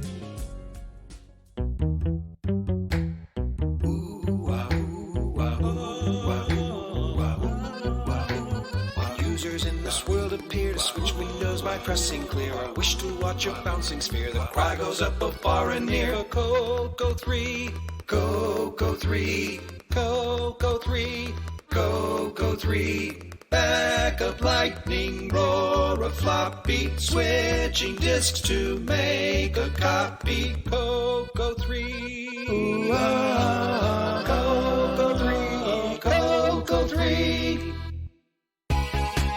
Burke and Burke have shattered the cost of owning a real hard drive for your Tandy color computer system. You need a hard drive, so take a look. And you want it to be easy on your pocketbook. CoCo XT. You're the color computer. CoCo XT. PC hard drive, a controller too. Up to 120 meg of storage for you. CoCo XT. You're the color computer. CoCo XT. Connecting a PC hard disk to your color computer has never been easier. The CoCo XT from Burke & Burke allows you to connect 1 or 2 low-cost PC hard disks to your color computer. Add a hard disk to your color computer for as little as $450. CoCo XT. The CoCo XT hard disk interface from Burke & Burke. All right, CoCo Cruisers, CoCo Maniacs. We have a very special segment this time. We have a special guest, Mr. Chris Burke, who's one half of the Burke & Burke duo that brought us the original affordable hard drive adapter for the CoCo back in the day, along with a suite of other products. Chris, welcome to the show. Thank you. And I'm joined, of course, this is John Linville, and I'm joined by Neil Blanchard. Hello, Neil. Hello, John. Mike Rowan. Hello, Mike. Hello, everybody. And, of course, Mr. Boise Pete. Hello, Boise. Hello, everybody, and Merry Christmas. Merry Christmas. Well, Chris, we're really glad to have you. Certainly have enjoyed, using and or hearing about your products over the years, even though probably investigating a few of them from a curiosity or archaeological standpoint. Not really sure where to start other than just maybe you could start to introduce yourself and your background a little bit. Tell us how you got involved with the CoCo. That sounds good. I'm Chris Burke. Burke & Burke was me and my wife at the time, Tricia, who many folks have met at Rainbow Fests and CoCo Fests. Tricia now lives in the Netherlands. We're not together anymore, but she's doing well. The idea for Burke & Burke came out of an article that Marty Goodman posted in a Rainbow where he was basically saying hard drives are too expensive. Someone ought to be able to hook an IBM hard drive up to a CoCo. They're cheap. And that was kind of challenge accepted for me because I wanted a hard drive for myself. I didn't want to spend what Tandy was charging for them. I was at the time working for Motorola in Schaumburg, Illinois. I'm an electrical engineer by training, within that sort of specializing in applications of computers, so using computers to do things, writing embedded systems, software, and so on. So anyway, I built this thing. I don't still have my old prototypes of it that were just on, perf board. It had a real-time clock on it, Dallas 1216, which is kind of a secret clock. You have to put a combination in on some of the address and data lines, and then it unlocks for just long enough to get the time out of it, and then it locks back up again. Got a IBM PC ISOBUS 62-pin connector, and the trick of this whole thing was to convert just enough of the CoCo bus to the IBM bus to be able to run an IBM PC hard disk controller board. And now you've got a thing that you can plug into your multi-pack, and it knows how to talk to an IBM PC hard drive. At the time, this was about $500 to put a hard drive together, and the other solutions were $1,200, $1,500. And so it made a huge difference. It got a lot of people into hard drives.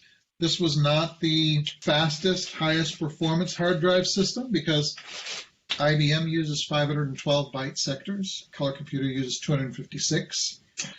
And so in the drivers, there's a little bit of a cache where it essentially pre-reads the next sector, which makes up a lot of the time. But when you're writing, you've got to read that whole 512, fill in whatever half you're writing, and then write it back out.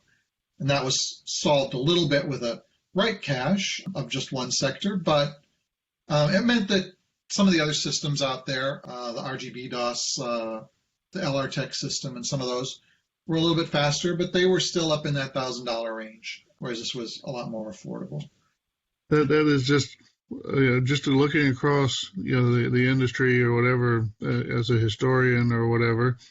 It's just one of the most practical solutions that I can, as an engineer, I just am in awe of how practical that was, just to come up with the idea of, well, we'll just build a card that basically adapts the bus and scrambling the addresses so that you could use CoCo addresses that then mapped out to the what would have been the PC's addresses on the bus. It's just so practical. It's just something that I've been in awe about for some period of time. Well, thank you. And you could use the BIOS ROM socket also on that IBM PC controller. But again, those, like you said, the address lines were scrambled. Some of them were inverted. So when you programmed that EEPROM, you couldn't just put an image into it. You had to kind of pre-scramble the image, put it in the ROM. Sure. Which probably didn't hurt when it came to selling the boot ROMs for the CoCo. That was my first hard drive system. To follow up on what John said, the practicality of this design, I always thought it was quite ingenious in that you had to deal with understanding the CoCo bus, right? The way that bits went in and out of the 40-pin edge connector. And then you had to deal with the intricacies and the vagaries of the XT bus. Yep. And just having that little card in between those two that did the translation, that did the, quote unquote magic. And as John said, was just, it was such an incremental cost, right? I mean, granted, today it would be a lot cheaper to make that small board, but back then you didn't have to recreate the entire controller. That was the beauty of it. You simply got this small board with a little bit of electronics and just basically did a bus-to-bus adaptation, and voila. That's right. And these are not fancy integrated circuits either. I mean, they're for folks who know anything about it, it's like a couple 7400s and a 7404. They're just like the most basic logic gate ICs that there are. Wow. And it translates just enough. Like you can't plug an IDE controller into it and have it work because it's different addresses and so on. It really only worked with the specific address range that these IBM hard disk controllers used. But I think that's also the genius is the simplicity of it, right? You were the first guy to really come up with, maybe not the idea per se, but the implementation of the idea and the investment that it took to make it happen. The simplicity is the genius of it, is what I think. Yeah. Thank you. Absolutely. Yeah. Yeah. Amazing device. And I was also amazed, I'd used it with several different IBM controllers, and there's just a lot of compatibility there.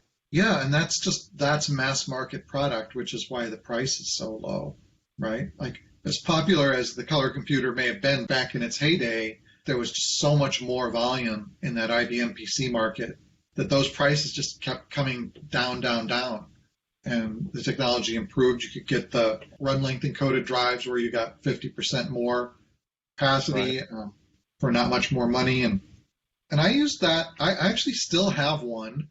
I got out of CoCos, as people may realize. I kind of vanished for a while. And then maybe just the last 2 years, I got back into it. And by that time, I had lost all my hard drives, like all the original Burke and Burke source code, but for a few things that I had backed up on floppies. And I had to try and find a ST225 hard drive to bring my Burke and Burke system back up. These are not like modern hard drives, right? They're like 5 1/4 inch, and they have a very different interface and so on. I found one on eBay that happened to work and got that up and running just for nostalgia sake. Sure. I mean, something like a CoCo SDC runs circles around it, nowadays. But yeah, just getting it back up was a lot of fun. And I remembered that I had a floppy drive that had the driver source code on it. I think I gave that to Glenside a long time ago, Glenside CoCo Club. But so I do still have the driver source code for the CoCo XT, which is great. And the other piece of source code that I had just found recently was for Cyber Voice. It was a Super Voice cartridge, text-to-speech cartridge, and I found my old software for that. Pretty much everything else is gone now. I've got one of those too. I got the book on my shelf there for the Cyber Voice. So Chris, you were known for innovation back then. You came out with the hard drive interface. Yep. The XT-ROM and the Hyper-IO products complemented that, right? Because Hyper-IO gave you the interface to BASIC, so you could have some basic and RS-DOS usability with the hard drive. Went to Rainbow Fest and touted this, right? And I just remember the 92 Fest, which was probably about 3 years after the heyday of the Rainbow Fest in terms of, I guess, where the prime point was. You still had a lot of people at your booths. I can only imagine what it was in 88 and 89. Were you just like throwing money in suitcases in the hotel at night and just dancing around or what? Well, That is a real practical story too. And I did not get rich off this stuff, but I did literally save the down payment for my first house. So I was living in an apartment in Schaumburg at the time. There was a place called International Village. It was right across the street from Motorola.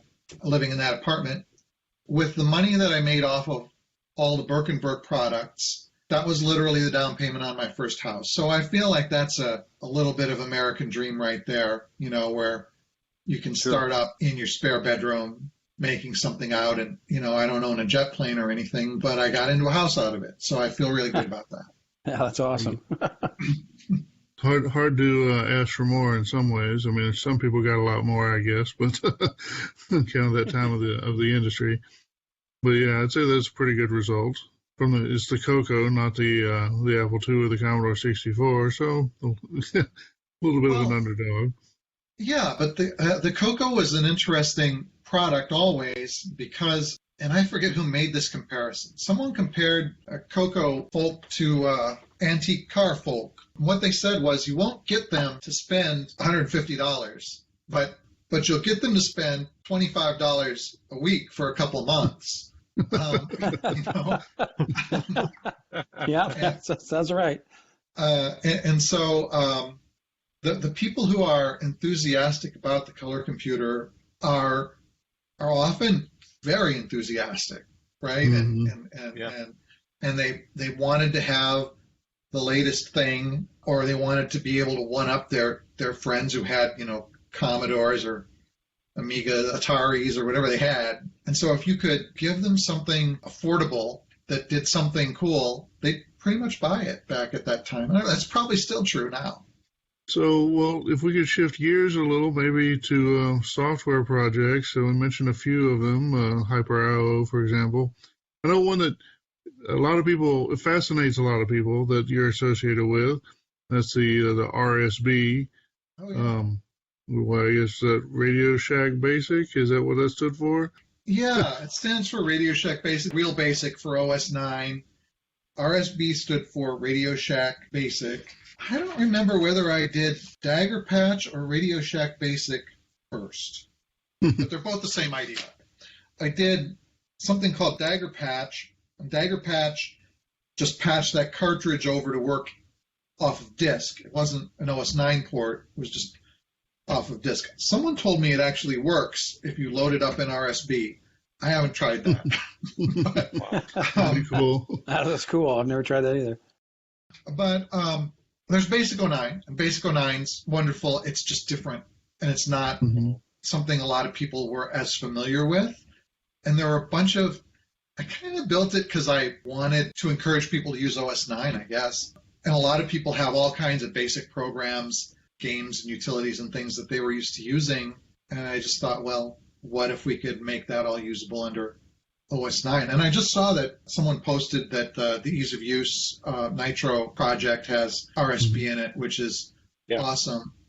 The gist of that, though, is a bunch of patches to the ROM image. So it uses some code to flip the ROMs in and out with interrupts disabled, basically copies the whole ROM into memory and disk, and then it figures out which version of the ROM it is. And then it has a series of patches that it applies to, the keyboard scanning routine and the routine that sets up a particular P-mode graphics page and so on. And just it has OS 9 do that, but it doesn't move, say, the graphics primitives over. Like if you draw a circle, it's still BASIC's code to draw the circle. It's not OS 9. And yeah, it worked pretty well. Some ROM hooks that people use, depending on where they called, might call into a part that I ended up patching. So those don't work too well. Anything that tries to control the hardware too much, it won't work too well just because it ends up fighting with OS 9 over the hardware. Mm-hmm. I like that project. It's not the project I ultimately wanted to do, and I still want to do, which is large programs under OS 9. Because on level 2, you've got 512K of memory. Why can't you have 400K program running? Mm-hmm. And that's something equivalent to what in IBM PC days people called large and small and medium memory model, where the compiler just output code that did whatever page flipping it needed to do to run a big program in a small address space. You can kind of do it with Basic 09 with modules. The other thing about RSB that is, well, it's interesting to me because it's personal, was like the first big software that I wrote was a basic interpreter for science fair when I was a high school senior. And I presented this basic interpreter, and to prove that it worked, I wrote a program that would just draw a chessboard, right? And I was trying to explain this to people, and they were sort of like, "You wrote a chess program?" No. No, I wrote the computer language. I wrote it. And they're like, "What do you mean?" Like, they didn't really understand. But I've always had that, like, affinity for BASIC also. Because it's tied to what got me started in programming. So RSB had a big old manual for it that I still have some of these around. It was essentially a copy of what was in the normal Radio Shack basic manual, except with some extra notes on some extra commands. Like in RSB, you can go open drive 0, quote, /dd/cmds, right? And then from then on, if you do like a dir 0 or a dir, you're going to get a directory of that spot on OS 9. So that's how you map them around, but that's not a command that's a new command, right? Nobody would know that just coming from BASIC. So I had to document those extra ones. Really clever, though. Really adapts the environment, the foreign environment to the OS 9. Yeah, I've done a little project. I've taken the basic interpreter and I've relocated it and had it retargeted to a 6809 board that's not a CoCo or whatever, just has a serial port. It's kind of crazy how simple it is in some ways. There's not that many places to hook for that very bottom level of functionality. Now, of course, what you've done is you've gone much deeper into the actual command interpretation and figured out how to hook that into the OS 9 operating system. So much bigger project. So, but I have some idea what you're doing with all that. It's pretty cool. And it was fun, but I wish I still had the source code for it. We do have, though, because there are still master disks for RSB around, those master disks have all the patches in them. Patches weren't that much, right? There are just a few places you need to hook in. You need to hook into the graphics and the sound and the keyboard, and the disk I/O. But we could disassemble those patches and get them back. That would mainly be valuable, though, if people wanted to extend it, add new things to it, or hook up, sort of merge some of the other basic variants that are out there that folks have patched. Well, we need Brett Gordon. He's got the Fusix operating system that he works on. So you do the RSB trick for Fusix instead of for OS 9. That'd be pretty cool. Sure. Yeah, that'd be neat. Yeah, and at least you'd know, like, you could definitely figure out from those disks everywhere that needs to be patched. I remember way back in the beginning with the CoCo XTs, when I went to a Rainbow Fest, I would clone my whole drive, and I'd take it, and that way I could do development, fix bugs and things at night at the fest. And I would have that system in the booth. One day someone came to the booth, and they wanted to buy a whole system. I sold the whole systems at the time. And I was away. We were out of whole systems, and someone came and said, "Well, can I buy that system?" And my wife didn't know it was anything other than a whole system. So she sold basically a complete copy of, all of the Burke and Burke source code and all of that to some fella. And he wrote me about a week later and said, "Hey, that hard drive's got stuff on it." And I just told him, "Well, erase it. I'm fine." I don't know whether he did or not. It's possible that there's still a copy of all that stuff floating around somewhere. Wow. Yeah. Probably on a dead disk, though. Yeah. Well, more than likely. Yeah. So Chris, some of the other software products at the time that you wrote that I think were stand out, File System Repack. Yep. A very handy set of utilities for what at the time was important for OS 9 users was repacking your disk, optimizing, defrag, all of the various fragments that would go out. EasyGen, right? Yep. A wonderful boot editor that made modifying a boot file, which was tedious, using OS 9 Gen or Cobbler, a lot easier. Could you speak to how those products kind of developed at the time? Yeah. Well, File System Repack came out of being a hard drive user myself and realizing that things were getting slower over time as the disk became fragmented,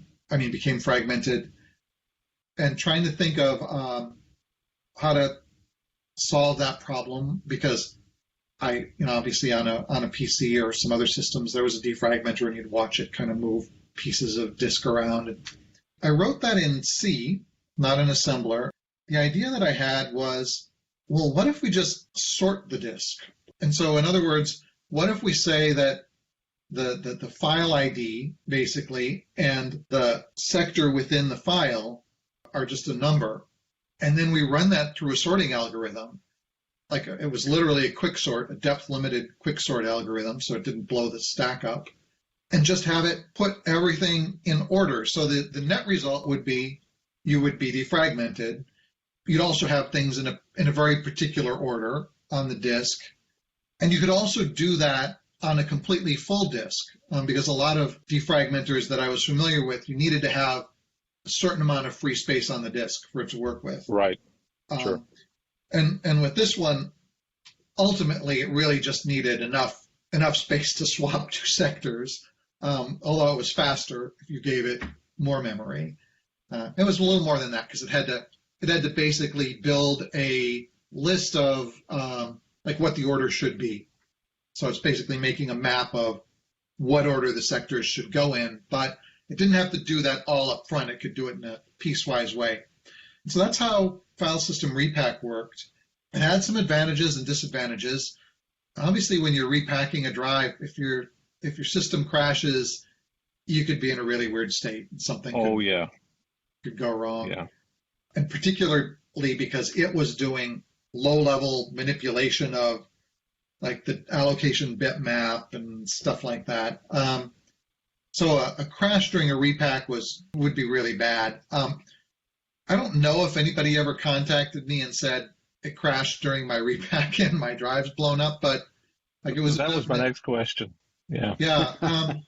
The only in my head, I feel like maybe that happened to one person. It's hard to know back, though, whether that actually happened or that was just a scenario that I worried about so much. I know I put big warnings about it in the manual. Well, it was a very gutsy program to write, right? Because, if first of all, you had to test the heck out of it, I'm sure, before you productized it.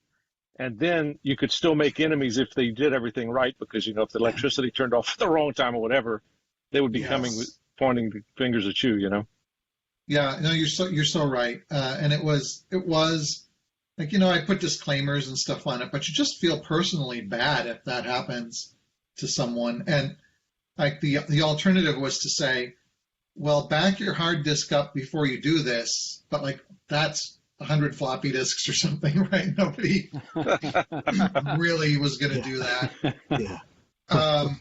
Yeah. I should just back up specific directories before I ran it, but yeah.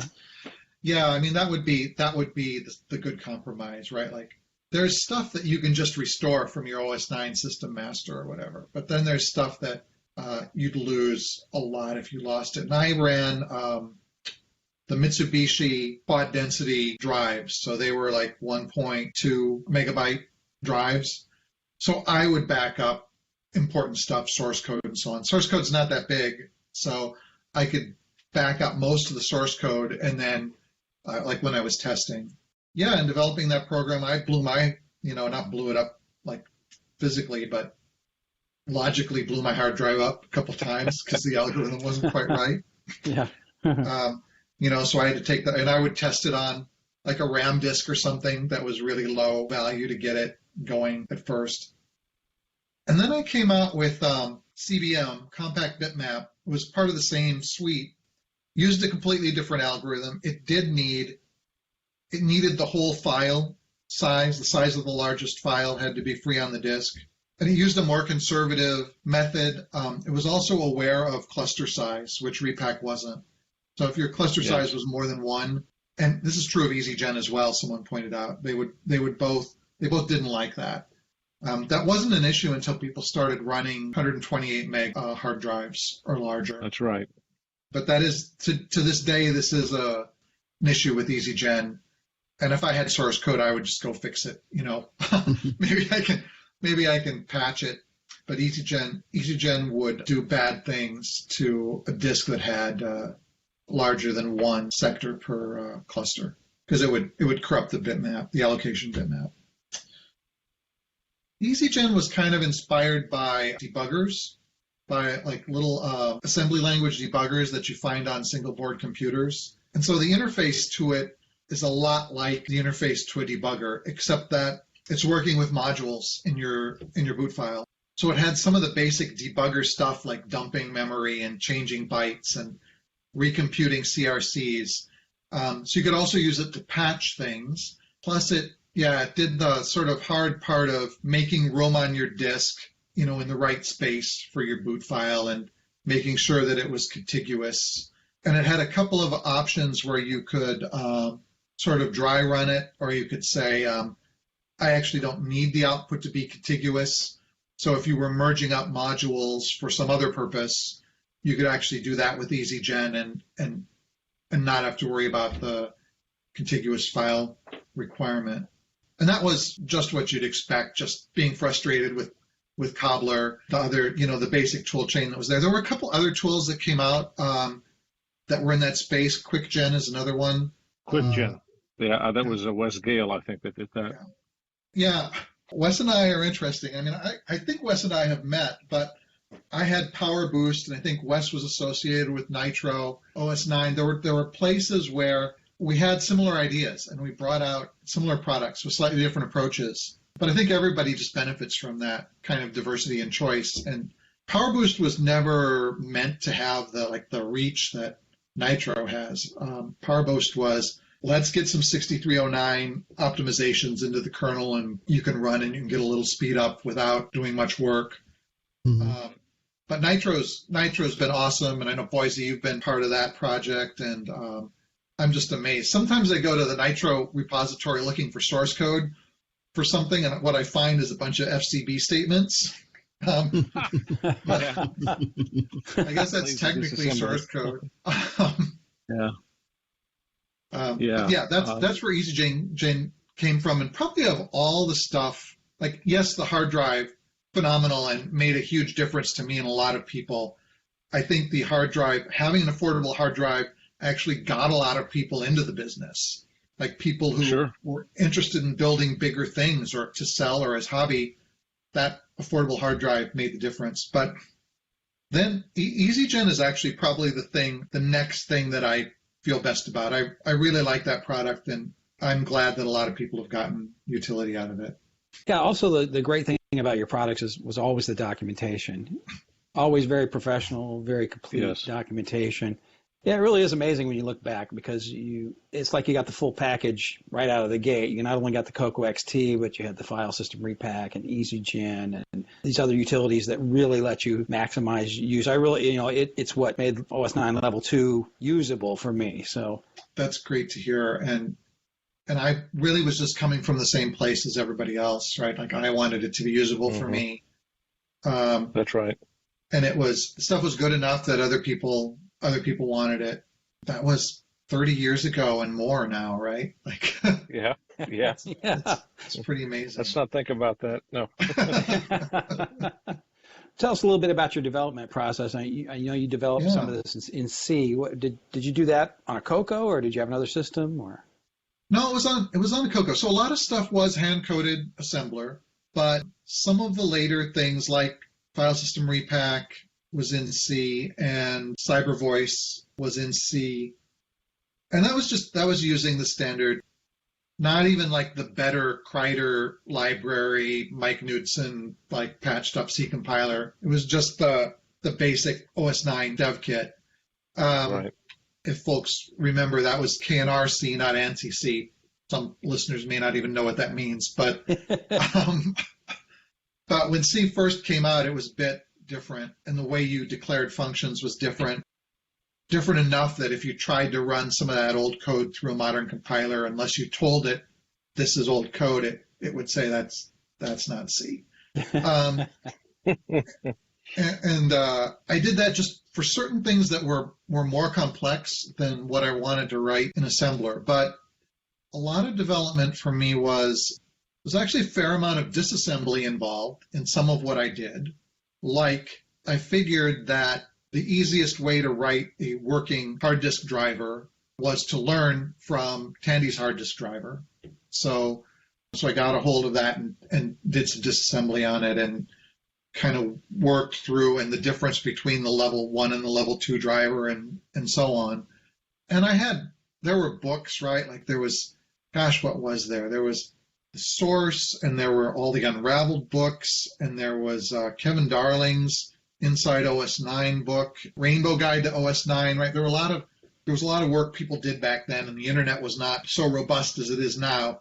So often that involved buying a paper book or maybe getting onto a CompuServe group, and which is basically like a fancy BBS, and exchanging some ideas there.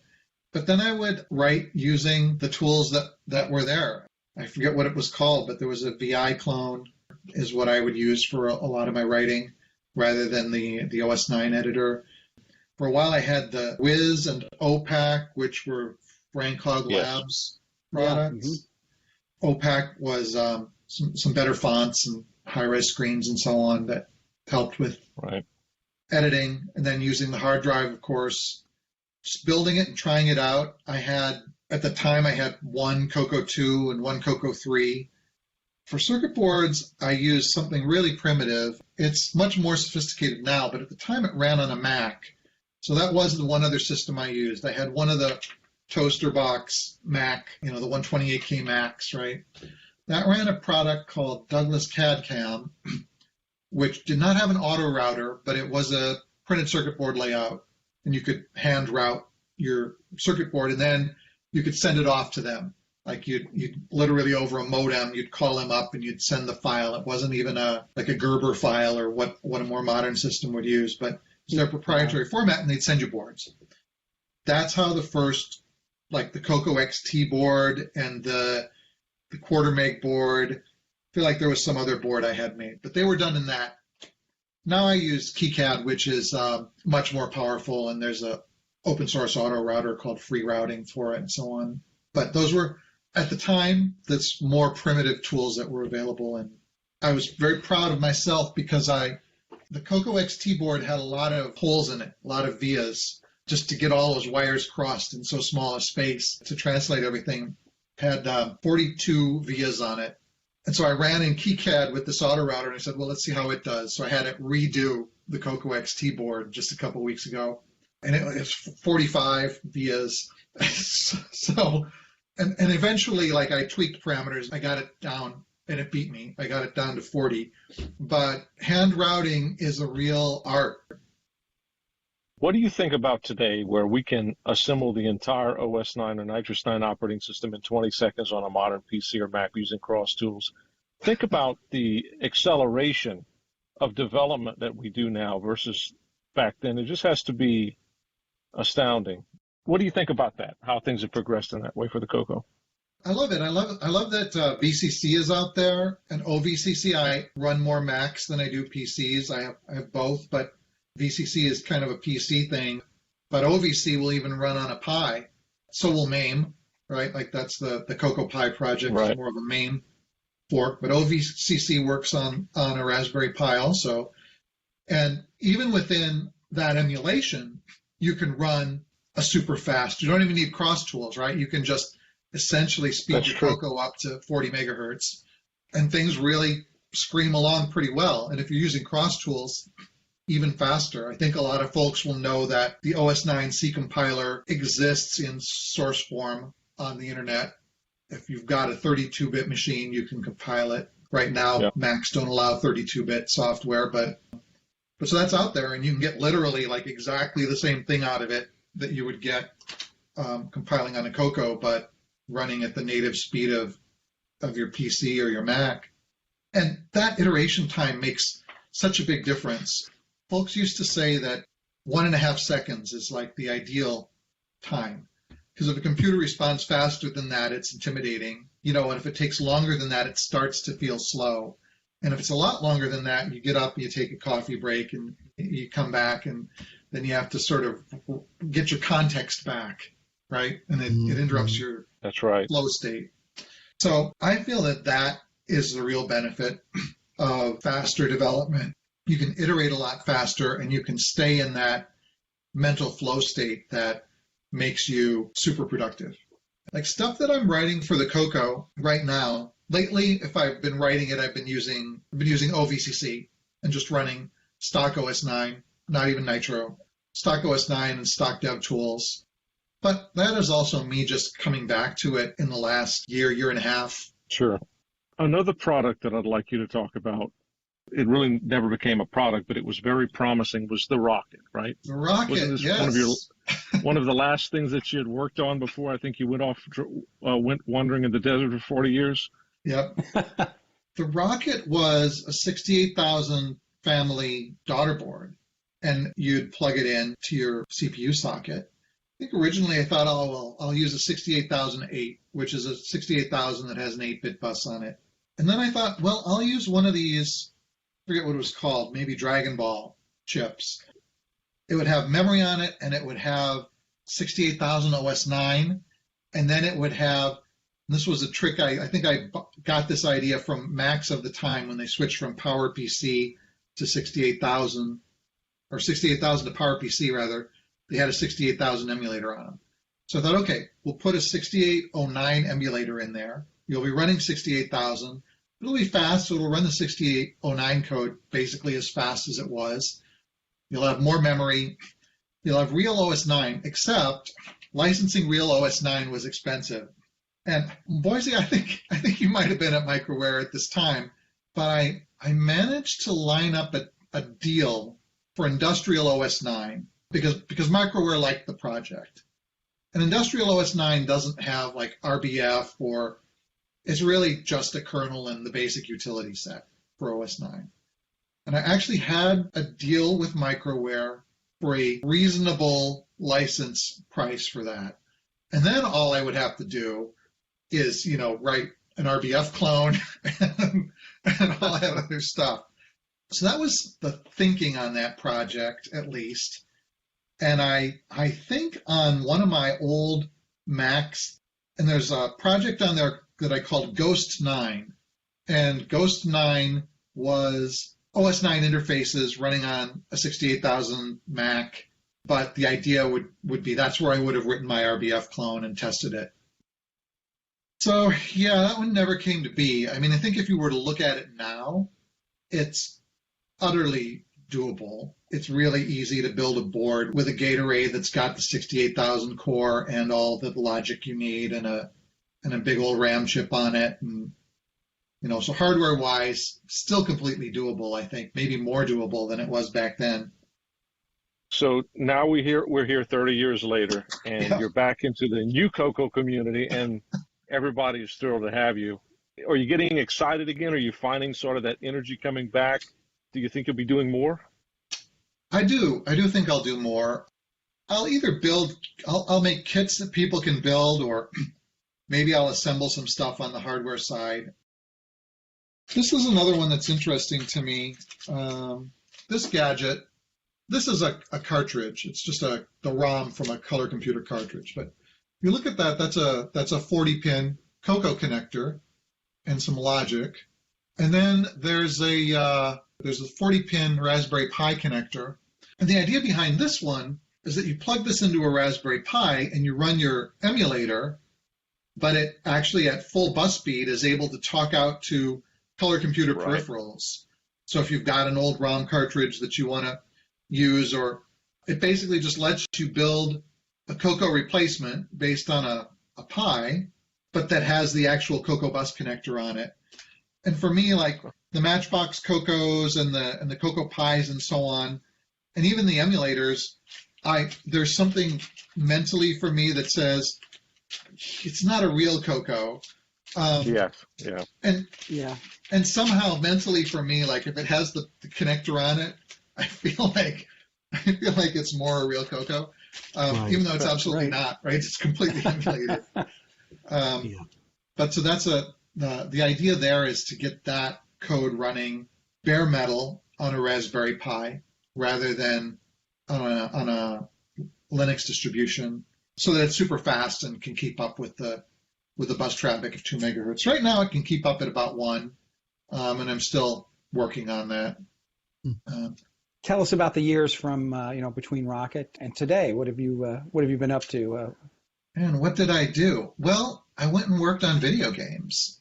About 2002, I left Motorola and I started a little video game consulting practice. A lot of it was like what's called J2ME mobile Java games. I ended up getting more and more involved. I ended up going to work for Digital Eclipse. Digital Eclipse specialized in emulators.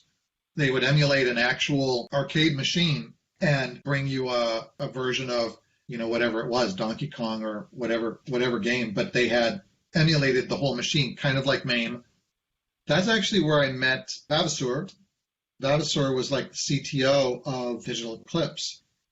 And he knew that I had done some work on the 6809 through the CoCo community. And they had a game they needed to port where emulation wasn't fast enough. So they needed someone to hand translate.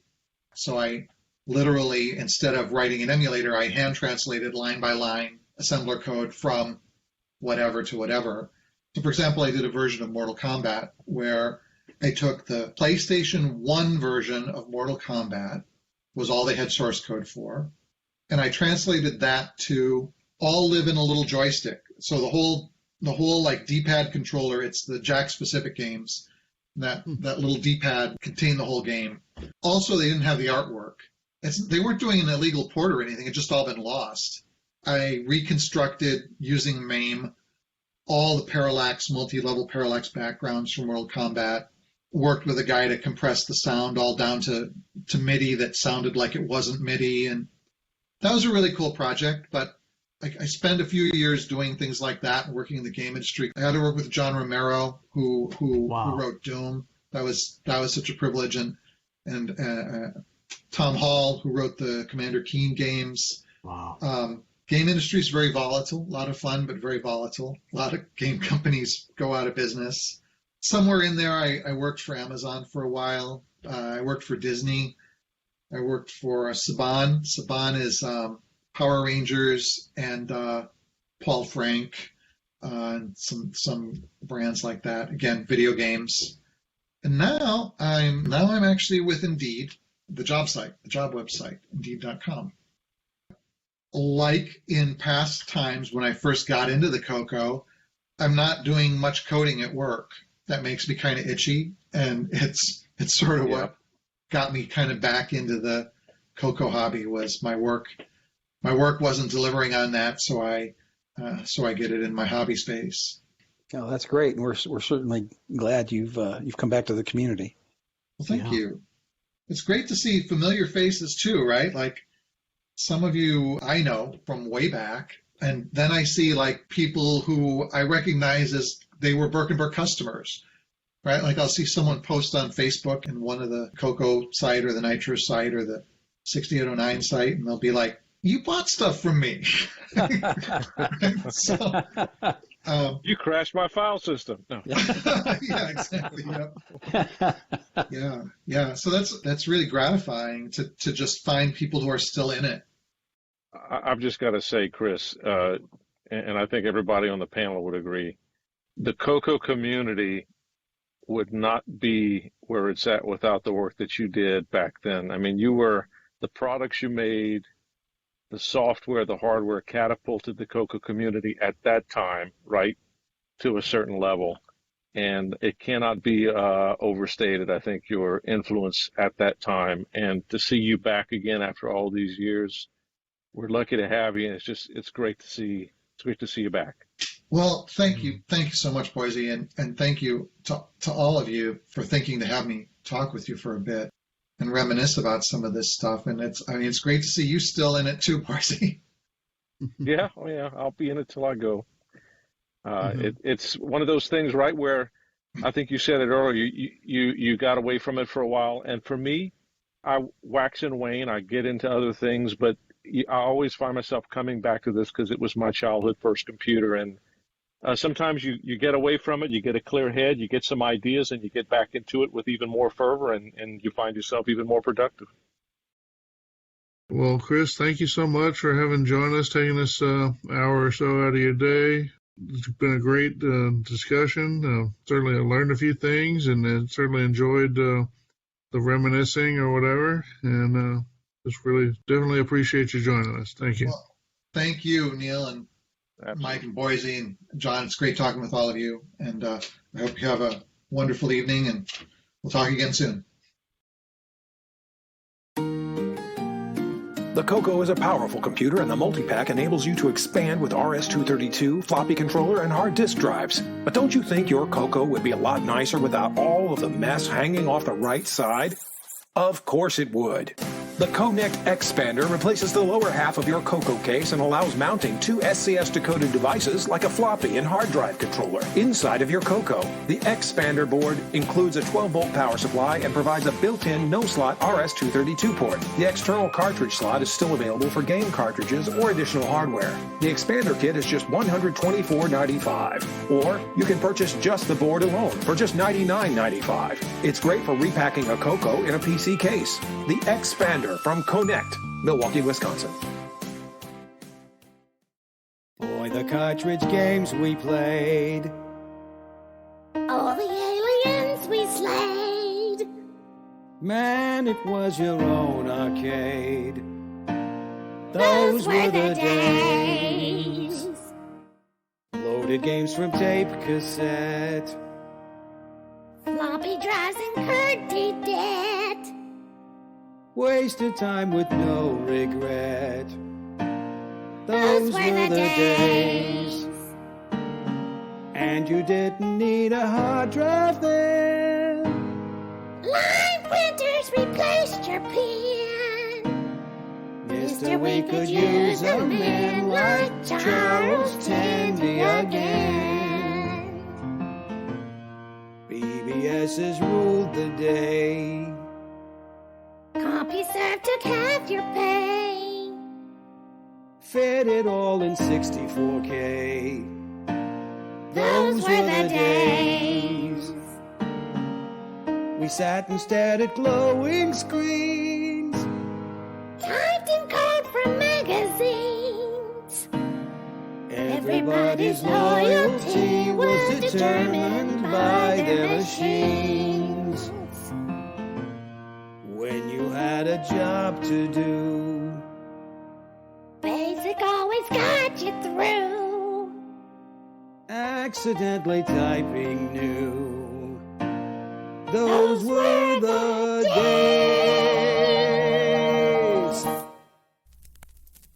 This is the CoCo Crew Podcast Network. This is it, gang. The greatest Radio Shack value ever offered. The new TRS-80 color computer featuring 4K to 16K of memory, 53-key keyboard, 16 lines of 32 uppercase characters, connectors for two two-dimensional joysticks with push-button switch on each, RS-232 serial I/O port, 1500 baud cassette port. To get yours, buy a box of Gimme Crisp cereal, then, with your name and address, send $400 in coin and a Gimme Crisp box top to Color Computer, Box 812, St. Louis, Missouri. If you don't agree that the TRS-80 color computer is tops, return it. We'll return your money. That's Color Computer, Box 812, St. Louis, Missouri. Hello, CoCo Cruisers, and welcome, CoCo Maniacs. This is John Linville bringing you the tech segment for this month's episode. This month's tech segment is going to be related to last month's tech segment, which of course was about BCD, or binary coded decimal notation. I think in that article I probably said that I did not know of an algorithm to directly convert between BCD and regular binary. And of course, digging around this month on the internet, I stumbled across one. So we're going to talk about that one. The algorithm is called Dabble. Maybe the name will make sense once we get into it. What is it? It's an algorithm is used to convert binary numbers into binary coded decimal notation, also known as a shift and add 3 algorithm. It can be implemented using a small number of gates in computer hardware, of course, or some small number of simple operations in computer software. Biggest drawback to this algorithm is it can be high latency because it's a big O of n kind of algorithm where if you have n bits in the number, you need to do n operations or n sets of operations. So you have to do it, but it can still be useful and it may be better than some alternatives. So how do you do it? Okay, visual learners, I'm going to have to ask you to refer to the show notes and find the link to the Wikipedia article or on Double Dabble, or at least, you could just also just Google Double Dabble. Otherwise, I'm sorry, we get a few complaints about the text segments and visual learners, but it is an audio podcast. There's only so much that can be done. Yes, I could do a website or some sort, blog entry, but it wouldn't be any better than what's on Wikipedia in this case. So, sorry, that's what I got. So how do we go about this algorithm? Well, first, we're going to have to reserve some workspace. You're going to need, n number of bits for the original binary. So say you're doing a 16-bit integer, you're going to need 16 bits to store the original binary value. And then you're going to need some number of bits to hold the BCD digits. For example, a 16-bit binary, I guess you're going to need up to what? Go to 65535, so that's 5 BCD digits. You're going to need 4 bits per BCD digit, so an extra 20 bits in that example. Anyway, you're going to take those BCD digits, you're going to need to lay them out logically to the left of the bits for your original binary number. Because the algorithm can involve shifting left through those digit spaces. So however you need to do that, when you implement your algorithm, you're going to need to use shift instructions. You're going to need to feed the data in somehow. But anyway, so logically to the left of the above, so that when you shift left out of the original value, you're going to shift into the BCD value. Oh, and of course, the BCDs are going to be initialized to a value of 0, just in case there's any question about that. Going on, we're going to take for each one of your original n bits, you're going to start by evaluating your BCD digit values. Of course, they all start out as 0, so you not really have to do this on the first bit, or maybe even the first few bits, but easier just to go ahead and code it to do it each time, I think.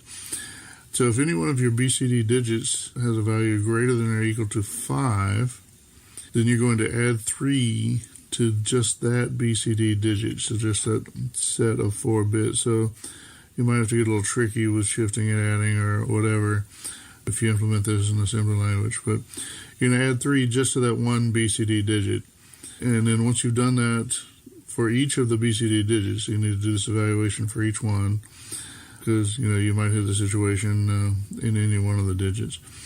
Then you're going to shift the entire workspace 1 bit to the left. So that's going to be start on the right side of your original value, and you're going to shift left and shift left into the lowest valued BCD digit, and shift out through the next BCD digit, and that's the way it works. So you're going to have to shift through the whole way. But then you're going to repeat that again. You're going to go back and do your evaluation of each BCD digit.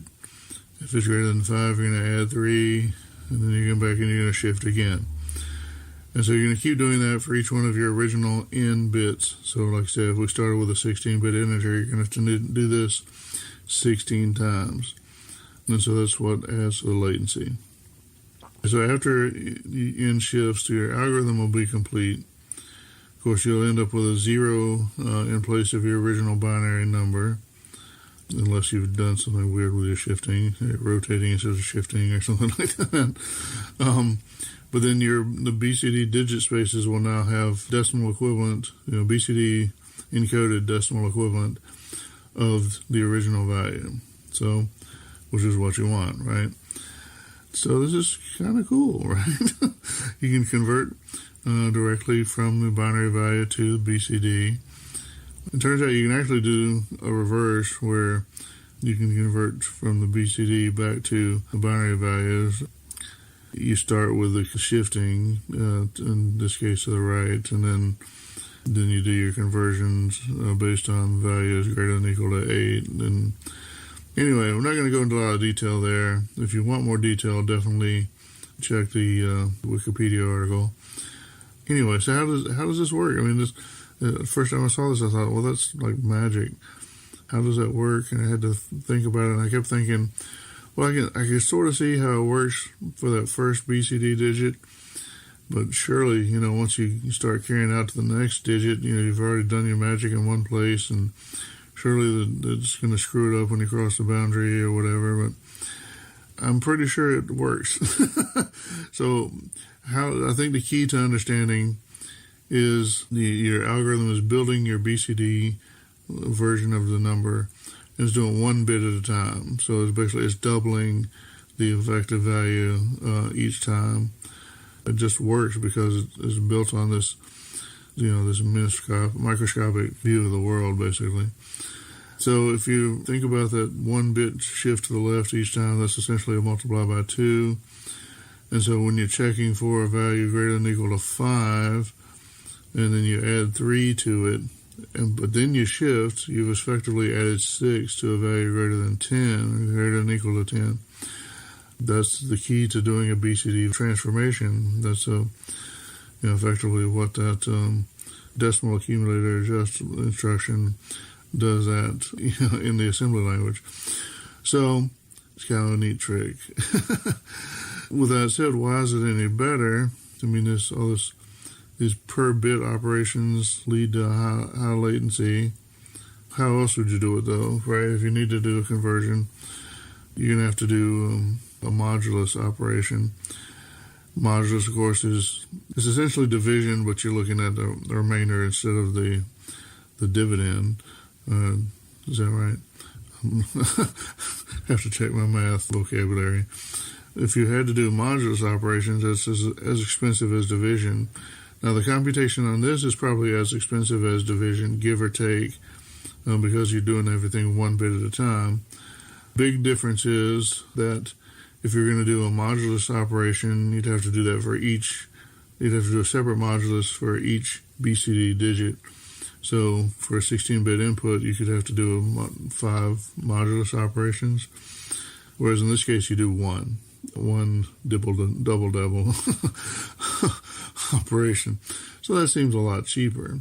This algorithm is also reversible. I'm sure you'd have to write different code, but the operation is reversible, so it's a good one to have in your back pocket in case you need it.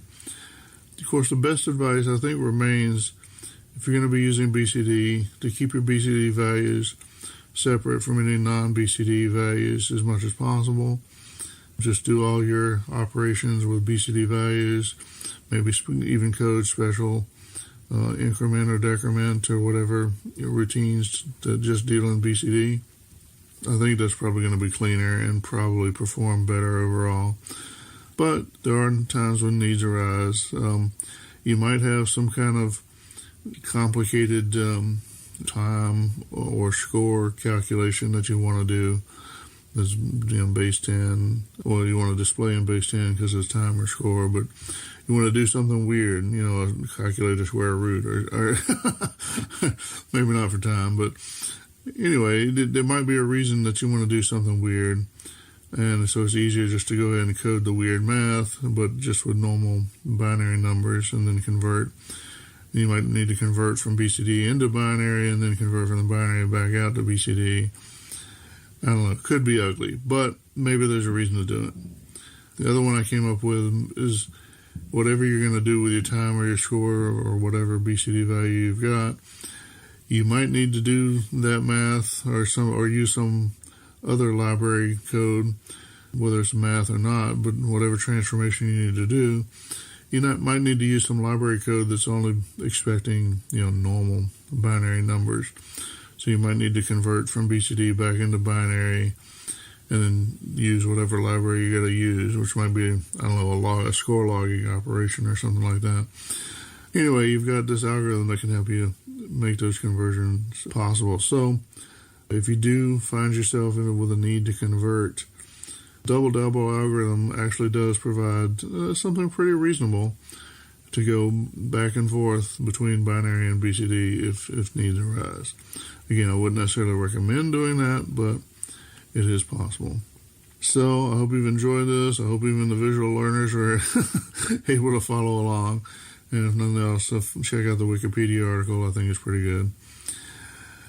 But with that, coming to the end of the year, the next year's got to be better than the last one we've had.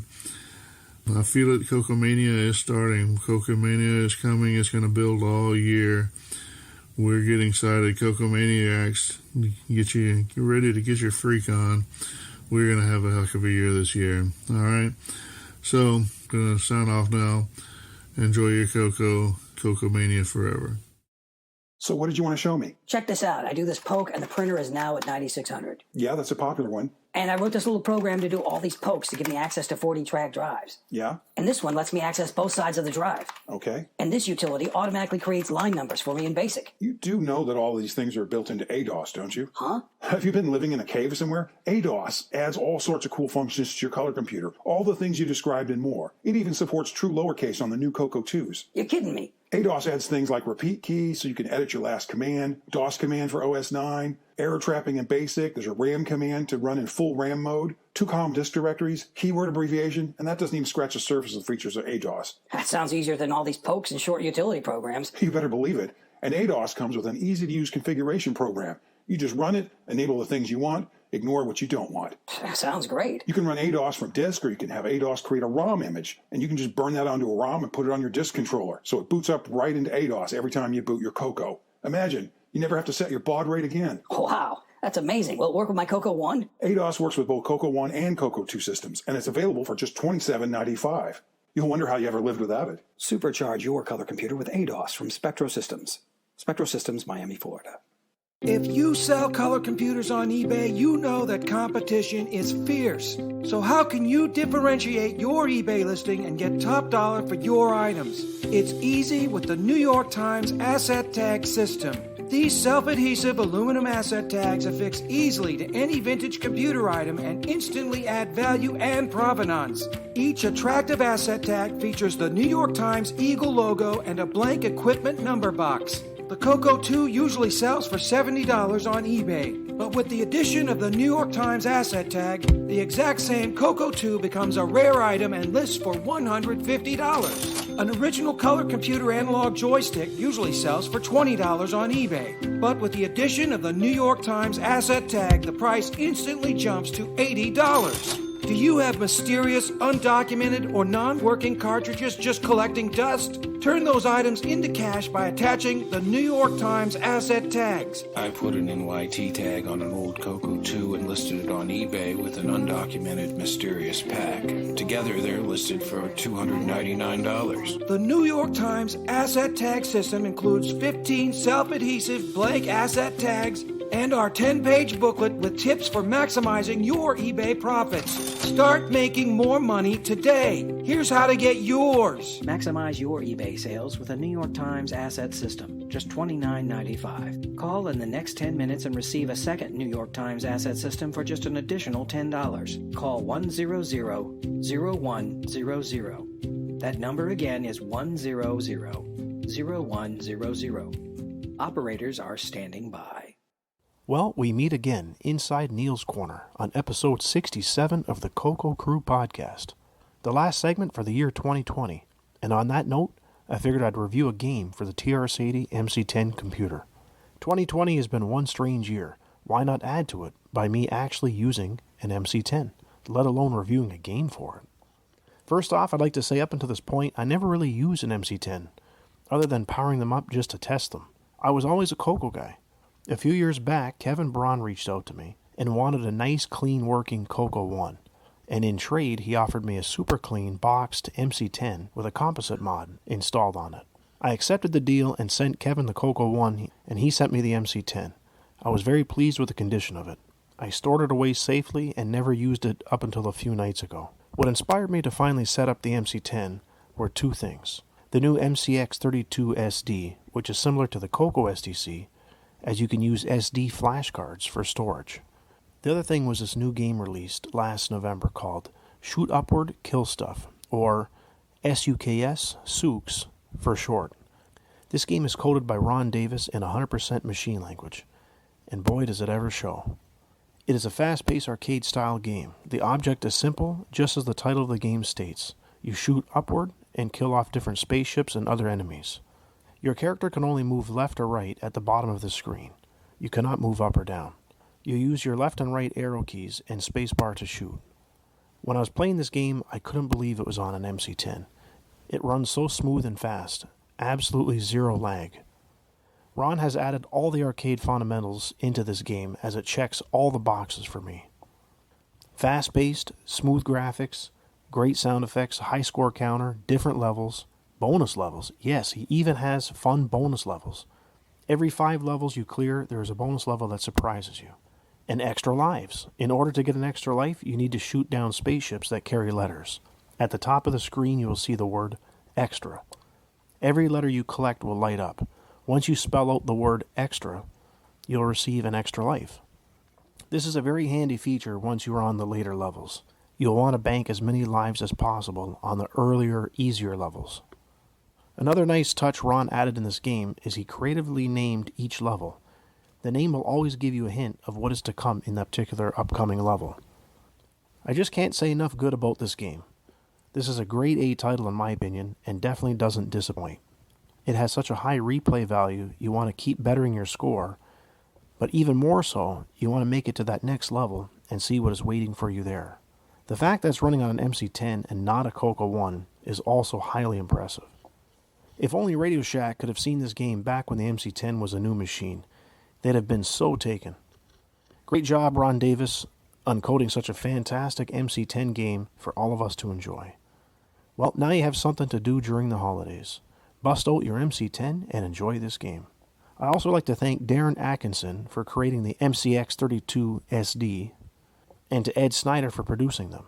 This device certainly makes the MC-10 much more enjoyable. Well, until next year, happy CoCo and MC-10 gaming. Tandy keeps red, red like the brake key. Tandy keeps green, green like the TV. Tandy makes all of your dreams come true. Tandy's got the magic of CoCo 2.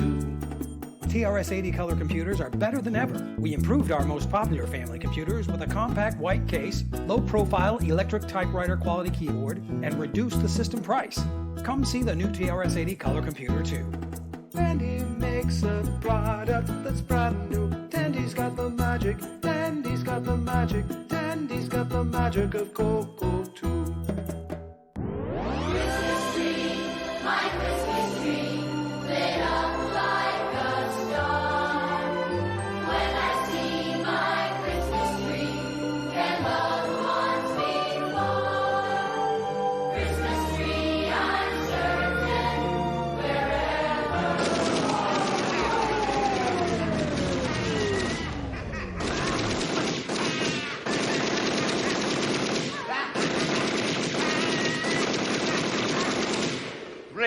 Merry Christmas, you filthy animal.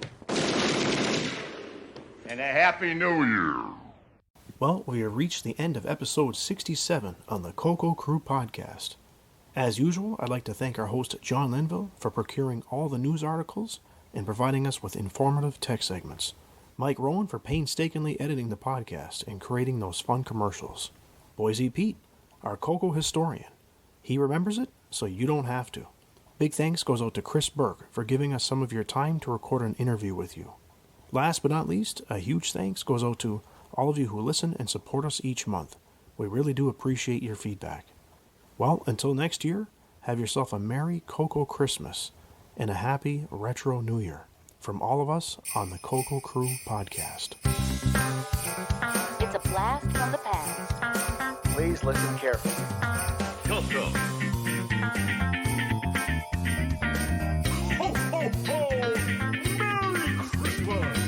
Welcome to the CoCo Crew Podcast. A delicious adventure into the world of retro computing news and information. Featuring the Tandy Color Computer. Hey, you got your CoCo 3 yet? CoCo.